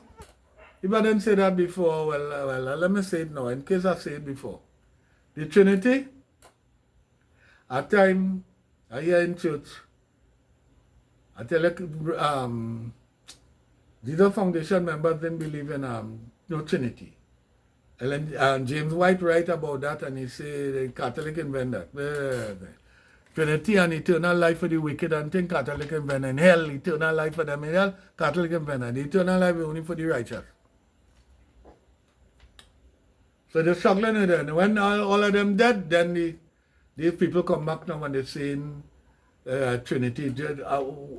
Adventists joining the Trinity business. So they're trying to unravel that. And one person say, you cannot understand the Trinity. That is God thing. You're a human. If you could understand that, you could be God. Well, they give me a point there when I hear that. They give me a point there. You could understand it. Anytime you understand that you can't understand it, then you understand it. It is no Trinity. That pagan bit, that idol worshipping bit, there is no Trinity. Right? And I say that before, but I'll say it again. If you're listening, you might listen good and you're listening everything. You see what happened to Jose? where God had to show Jose, right, how he does be hurtful by Jose going and take people and the all kind of things. So everything is about Jesus. Yeah, hearing people saying, I love Jesus, Jesus, rock of ages cleft for me, let me, everything about Jesus, yeah, Jesus, and there's no other name like Jesus, and everything is about Jesus. My dear Jesus, you're seeing them African, they go in and they're seeing them over a man and coming to do things, and a person will there, a preacher will come with a Bible, and they say, in Jesus' name, and you see the devil get mashed up and he follow. Let me tell you something, I had opportunity to experience demon possession. If you really got demon in truth and somebody come and tell you about Jesus' name, in the first place, that's false doctrine. Right? And they come and tell you in Jesus' name, the demon will laugh at them. They're not doing nothing. Them can't do nothing. I tell you, some of them making up stories and they're making a guy in Africa get up from a coffin and they, all right, and he get up. He watching all about, I see that one already. He watching all about, give him something to eat. And he watching all about it. Act the acting. You understand? So, I deal with that. I deal with the 2300 days. Right? I deal with Adventists. It's at a certain point in time, a man refute all what Adventists interpret in prophecy will happen like 2300 days and all that kind of thing through. They just fellowship him. A brother who do 2 years, Bevin Joseph, my brother, who do 2 years of ministry, he tell me they just fellowship the man. And after they find out he correct, they will fellowship the man after he dead. Right? They will fellowship the man. And Uriah Smith, who write book about all them 2300 days and explain it just like how they explain it there, he refute Uriah Smith. And they find out he was right. I go online trying to find out what Adventists teaching now about that. The Adventists, what they call it again, where you could go and find out what they agree on and right? Oh God, I forget that. I say that in the thing, right? You know they gone back to that? They're dodging away from there, and when you go, you've seen seven. If you go, you ask about the 2300 days on YouTube, and 70 weeks, you've seen different Adventists going and trying to explain, they're trying to bust your brain, they're trying to, like how a lawyer doesn't try to make the wrong thing right. And they're saying all kind of, the best interpretation for 2300 days is that man Tom Bradford. Tom Bradford is the best. They could do what they want. They can't come better than that. All years, I think they've gone back to that because they must tell yourself that the doctrine. Sometime after that, a man named Walter Rea, he was a high man and well educated. The committee asked him to see if he could make headway of that 2300 days and that 70 weeks, if he could fix it. He bust his brain and he tell them, nah, he an honest man. He say, nah, he can't fix that, that's wrong. He can't fix that, that's wrong. So the president come to him one day, that was his testimony. President say, let's go for a walk. And they go for a walk. And the president tell him, consider you employed. Job security. Right? Why did he telling you? That's not a threat. If you talk otherwise, you want to work again. That's not the doctrine of the church. I don't care about no doctrine or no church. I want to know what is the truth. The Almighty saved my life already, prevent me from dying, prevent me from getting in problem. I could tell you more things, you know. At time, I cohabitating with a woman in a bad place in plenty gunmen and gunplay and gang war in Trinidad called Lavantil. I living in Lavantil. I go on there to live with her. A guy coming and going on the telephone post. And he finding the wire. I don't know how he doing that. But he finding the wire. That's her phone number. And he making all kind of international call and all kind of thing he making, and she had to pay for it. She going to the company and tell them. Right? They say, all right. Don't pay. You won't have to pay that bill. Right? They don't figure out all kind of. She still want to get him locked up. I have a policeman that say, hey, you see that? Leave that alone. No. She had taken that. She want to get him locked up. I said, leave that. She must be still alive. She can read that and hear what I'm saying. She still want to say, listen, as a policeman. Tianteka, they own the police. So what I do is leave that alone. Tiantek, they say they're not paying for it. They probably want to tell you what they're doing. Right? They might find a way to find out doing, but they want to tell you investigation and leave that alone. One morning when we get up, I was home at 9. One morning when you get up, the lock pick, in the front door, But she used to take a chair. It had a wrong knob. And she used to chair and turn it sideways and hook that door, right, with the chair. So they pick the lock and open. But they can't get the door open because the chair come and wedge that. When we get up in the morning, we see that. The lock spoiled. Who saved my life there? If that person had come in there, see we sleeping, he kill any boat away. I didn't have no gun. If I had a gun and I ain't sleeping, I hear the door open, he dead. I shoot him, he dead. If I could shoot, we had to shoot first. I didn't have no gun. I feel be quite a holy man and think I won't shoot. I tell you, the Almighty have you down, you must defend yourself. In order to know other sheep. Love your enemy and thing is for your neighbor and all that kind of things. When the enemy come in to kill you, that's war. You're entitled to defend yourself. If the Jews used to use their phone and all kind of thing on October the 3rd, Jews just shut down everything. They can't use their phone, all kind of thing. They come in there in a certain area and they might be ripping them and they're doing this, they're doing all kind of thing. Right? And the family calling them, they can't answer and they kill enough people, they take hostage, they do all kind of thing. They sell the Jews and the world, the majority of the United Nations, right? These people sending missile and all kind of, it could fall any part of Jerusalem and kill anybody, it's all right. The Jews now have to go and announce are coming tomorrow and bomb all the places, so them other people will run and hide. They go hide too. And the United Nations again, they Jew hatred. All right to their God people, so they Jew hatred and telling them all kind of things. I'm not on no side, I must be on the correct side. You could defend yourself. So I get away from my next death, I get away from the I live until. I was working in a certain place and that are available a kind of way I break up with people. And this lady talking to me nice, a nice darky, and she live in Lavantil. She running a business in Lavantil and we talking nice and thing, and possibly one day we'll get closer and closer. I'll tell she one day, stay up, eh? She turned back and tell me I'm going to bed early tonight. I tell she stay up, I tell him stay up, stay high, and stay good, and I'm going to bed early tonight.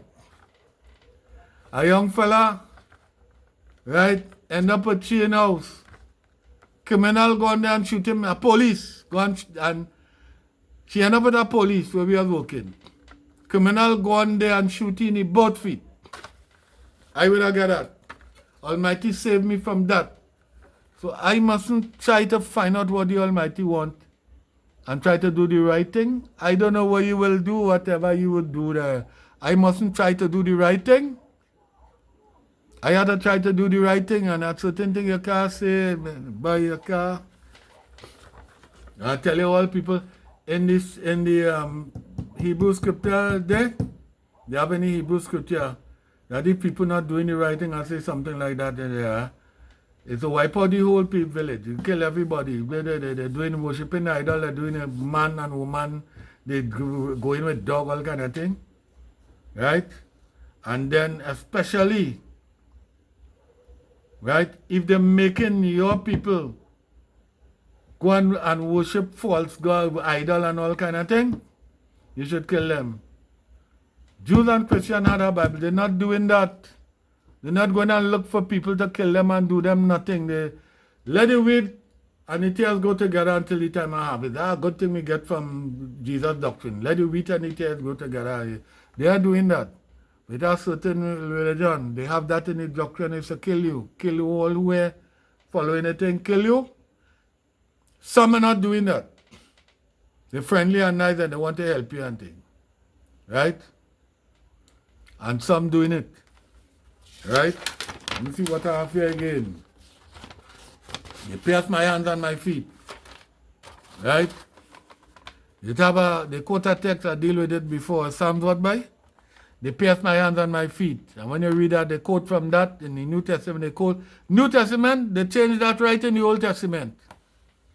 They change it from the original Hebrew to they pierce my hands and my feet. So you'll say that a prophecy of Jesus. I tell you every single prophecy they bring. And they say it's about Jesus, it's wrong. Mischief they're making. Call the police. Fraud, call the police. The text is, right? David is saying, like a lion, they are at my hands and my feet. That word lion, they leave out that word lion and they pierce my hands and my feet. I talk other things before that. For you to feel it's Jesus. Right? Some people talk about a second creation. In the beginning, God created the heaven and the earth. And the earth was without form and void, and darkness was upon the face of the deep. It have a religion. I learn a lot from that religion. Right? But they have a blundered it. In the beginning, God created the heaven and the earth. And the earth was without form and void. They changed that. And the earth had become empty. And they put evolution in that. Right there. They said that billions of years. And God destroyed it. And this is the second creation. So a lady who believe in that, a former wife of my daughter mother, she was in one of them religions. And we talking about that. I said, where is the account of the first creation? Where is the account of the first creation? She answered me yet. One day she might answer me. They just call that the gap age theory. That is not true. Evolution will come up and tell you anything in billions of years and all kind of. How it does get a year? It does get a year because of the first day and then the first week and then how many months? And then you get 12 months, you get a year. Where the evolution got the first day to get billions of years? I say this already, the evolution is once upon a time, like Nancy's story. They come around once upon a time and they say all kind of thing. Right?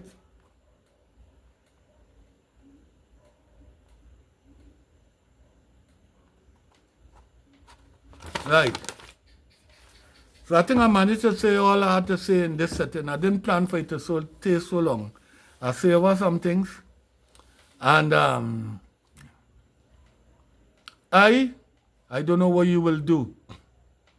Right? I don't know what you'll do. Right?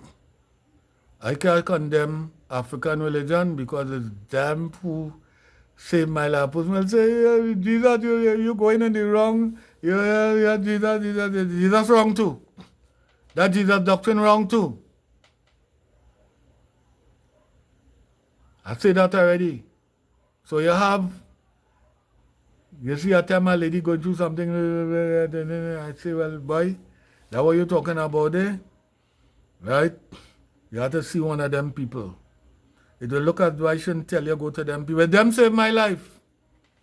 That Shango man, Orisha, African religion man, nobody couldn't get out of that snake. And he got it all. Let me tell you something.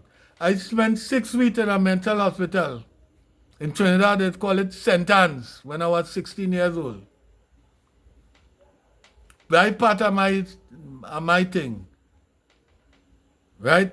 The first time I went, 3 psychiatrists surround me and thing, and they talking to my mother, and then they ask me, you have a girlfriend? You ever take drugs? I say, well, what is that? And it's all right. Well, and then they tell my mother, came to the bush doctor. They mean the Obia man. Well, I said a month passed and thing and nothing happening. And a man from the village come and see me going on and thing, and I trying to hide my penis and all kind of thing. I went to a doctor, a normal doctor, and he gave me something called Lagactil. That's for crazy people, criminally insane. And he gave me that. And when I give me that now, it have me, the snake are going.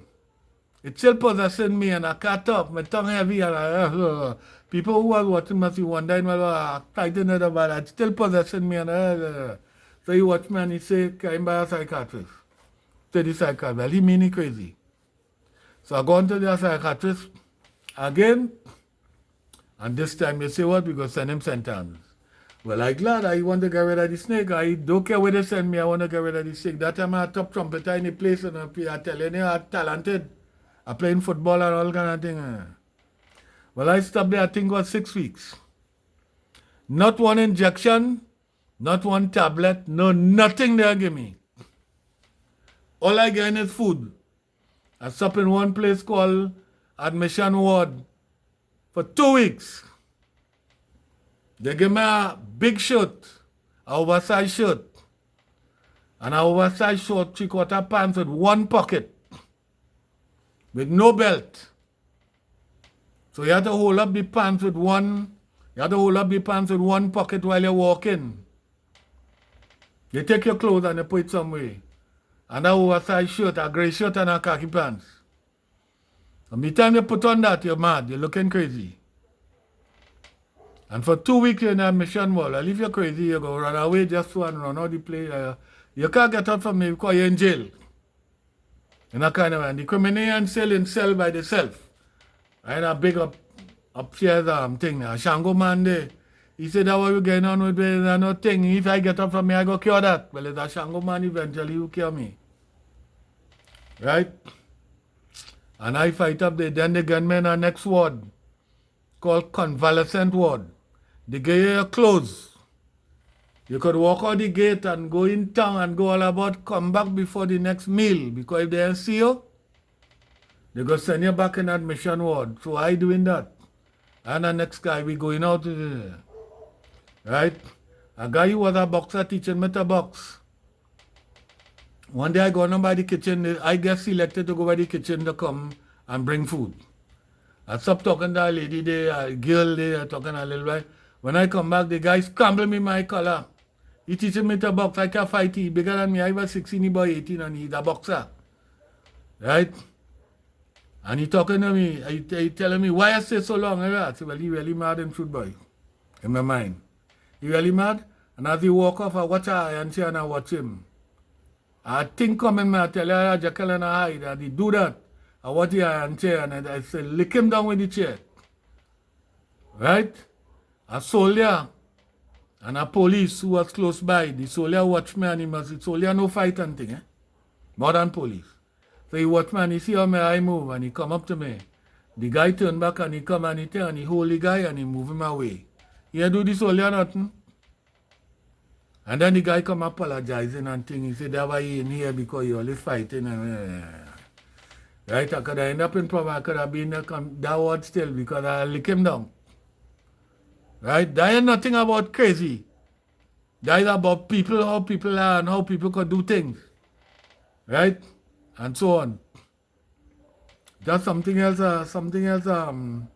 Anyway. Coming to the end of my stay there, a doctor named Dr. Ghani, he come and he checking me out, he put me lie down, he take something, he rub it under my foot, he doing there and he really balling. And when he done, he discharged me. Not a medication, he discharged me. That might have been in August somewhere there, and I tell you December, I end up by a Shango man and he fix it. Psychiatrists didn't fix it. But I should tell all of this. The effects of that, even though the snake gone, the effects of that, not a feeling haunted with no snake, Right? Well, I couldn't watch snake. I could watch snake now, but I ain't watching no snake. I'm afraid.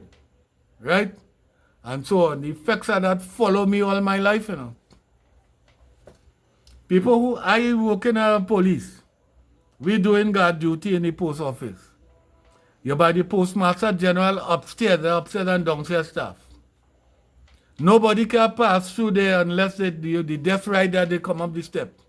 Where you going, talk to them politely. They go in the postmaster general, the people or whoever where you going, they talk to you first.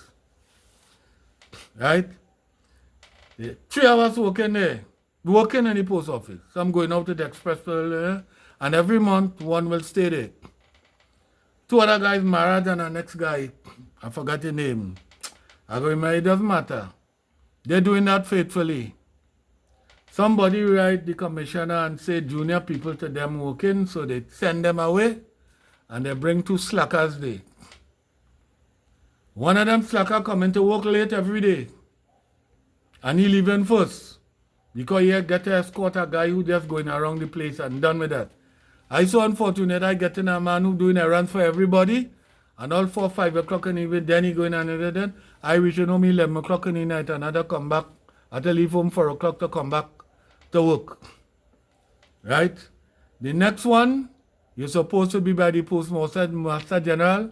He walking all about downstairs. He walking all over the place. He walking all over the place. He not crazy. He well dressed. And when all them follow, they say, I may even know they say I'm crazy. It's when I go to work somewhere else, them guys who to work, they say, when they watch me good and they say, they're trying to figure out how I'm crazy and they can't find nothing. They say you're crazy when you're working in the post office, you know? As well, just how you see me, just how I'm moving here. That's how I'm moving all the time. That guy walking all about. We gone in the dabas to dump something, we coming back. A car with 5 people in it, they overloaded. He stopped the car and he wanted to terrorize the people. We are no ticket book. We have that because we working in the post office, doing guard duty in the post office. A post office person or the driver telling me, go and back up. Go. I senior to them. And the police senior is a serious thing. He want to show you know he out there. I don't know they can do nothing already. What you going to do? You go leave the post office work and you go with them in the station and all kind of thing. Post office paying you. He ain't crazy. And the next one ain't crazy. One of them go and I come to work on Monday and he come working. I hear you work the weekend. I say, by the senior person here, I don't know it haven't worked. If it haven't worked, it had to share up between the 3 of we. You work last week, I work this week, and right? The next he say, and he gone and he tell the woman who running the thing, they call her meeting and she only hitting me. Joseph, let me tell you something. Joseph, let me tell you something. And she abusing me. And that same one coming and pointing up a finger in my face. And he thinking, all of we are gone. All of we are gone. We could draw gun and get on. And all of we are gone. And that's how we getting on. I watching me telling something. So, the employer next guy. So, before we know, he upstairs by the postmaster general. When I go up there, he shoes out, 1 foot on top of the next foot, and he drinking coffee and he laughing. Ha ha ha! He laughing like a, he ain't crazy. Right? He ain't crazy. So I tell the postmaster general, when I see they coming at me, I say, well, here what? The rule is 1 corporal to 3 constables. He said, well, I'll call for a corporal. You know, when they call for a corporal, he must be still alive. When they call for that corporal, they send a corporal there. The corporal well dressed and he looking good. I looking good too. And as soon as everybody gone, he gone, you know. Post office paying he to leave there 10 o'clock or wherever as everybody gone out, he gone. So when I realized that what going on, I crazy? Them crazy or I crazy? I realized as a kind of psychic and I figure out things. I say I'll call for 1 month leave. And let all them slackers work there and see what will happen. They go see who crazy. Maybe underneath they wish whatever, they whisper thing or wherever. Right? You know, while I on leave there, a guy from the post office called me and tell me the police not here again. I know that happened. Later on when I working somewhere, there are some slackers on a shift in the night, you can't find them, they going and sleep. I tell the sergeant, put all them slackers on the same shift. No, keep mixing the slackers with good people. I come in first to work when I had to work for 6, so I come in from the furthest, but I come in first. I crazy. I tell you the snake thing, but at time I talking to a man, he talking to the police, and he telling the police, yeah, a good guy, you know, the only thing he kind of sickly. What sickly he talking about? You was my neighbor when I used to be balling down the place for snake. You can't see no snake. They can't see no snake. I tell my grandmother carry me out 1 and 2 o'clock in the morning. How much he say that? When I come back, I set a big mackerel. Big long canal line up, tool up in the yard. I balling and she run and leave me there. I fight it, I jump between her and I go inside. It's all kind of bizarre thing happen. Right? My mother do that. When I tell my mother, some years ago, about 5 years, I telling her what happened with my grandmother, and she pushing back the snake. What my mother doing is protecting her mother. She said she does see spirit. I said she does control spirit too. She's the only person in my life who was seeing that and pushing it back. And I couldn't talk about that that time. Because I talk about it in the day, pressure in the night. So that follow me all later. I break up with my first wife concerning the children. I tell her about the thing. Police come to kill me and that kind of thing. One day I'm passing by the school. A lady say, Trevor, you alright now? I say, yeah. And then I tell her, so what you mean? She said, I hear you're going crazy. She started to tell people like crazy. She telling people like crazy. A man come, your mother could rub people's sick foot when they sprain their foot and fix it. She must be a man because she ain't pulling no vein and she just rubbing it and it fix. Her mother. You know that you were warned, be careful with your man. And how the heck, if I used to use cuss word, he get to rub her upper inner thigh. She said, me buy a skipping rope for me. I buy the skipping rope, she skip too much. And she said, Daddy, look, upper inner thigh. Hurting. I tell, pull out your head, pull out your head. Anyway, you know what that guy tell me, you work, you a rabbit, but the F a rabbit. You understand? So something I was going to say about that, about that person, that time I couldn't see them children for 2 weeks. To see them 3, I go and tackle she again. And try to be going to bed with her sneaking and going to fight to see them children. That one man had to go to, but something else I was going to say. Right? So, different things happen to me. That I get away. The Almighty is ready for me yet. That I get away. So that I get away. If I live in Pakistan or Arabia or somewhere, that's a thing like that. I say, they kill me, one time, But have people here, they like Christian people, they're friendly, they gain here. Right? I go in a Muslim place a day and I didn't have no cash. He give me the meal and drink and all kind of thing. He ain't taking card. I say, boy, they have a thing they must do. They're very nice and they're there. You understand? That kind of way. So I am saying, right? I supposed to and I must try to find out what is the correct thing. And try to do what is the correct thing. Always try to do the correct thing where I could help somebody, where whatever. So ladies and gentlemen, boys and girls, people of the world, right?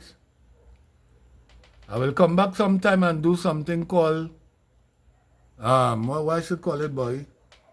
Loser Times of Trevor Joseph. Like me, loser times.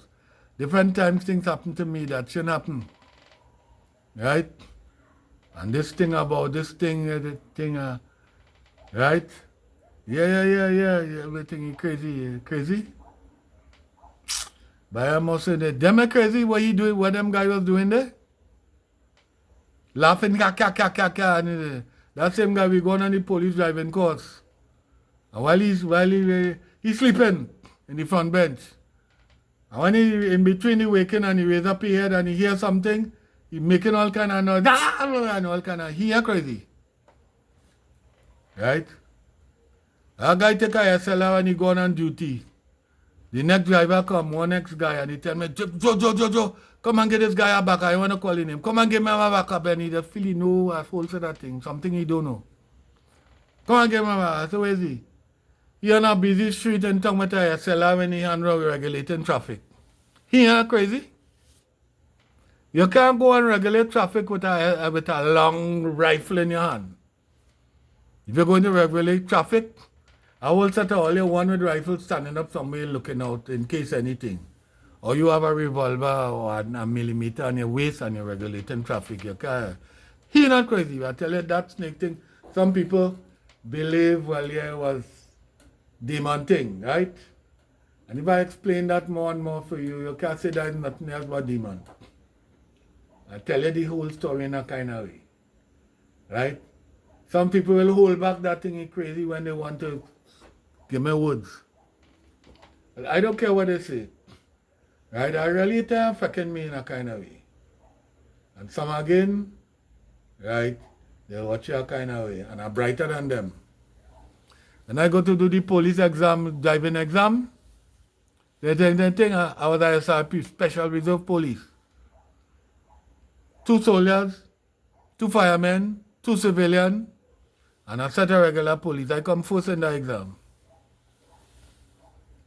So them regular police surround me and, Joe, you know what is this? No. This is what it is. Joe, they're trying to prove to me I ain't know everything, not because you come first. I know that, I don't know that already.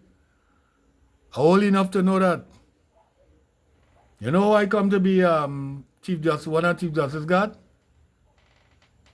I work in Red House one day, and a senior superintendent pulling where the president and the Senate supposed to park. All them things park up, mark off. Some people will say,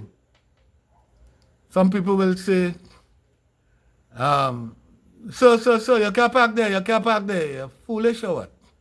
That's a senior officer or a constable. I go on and I have on my whole thing, I salute, brap. And I say, sir, I need your advice. Please give me your advice.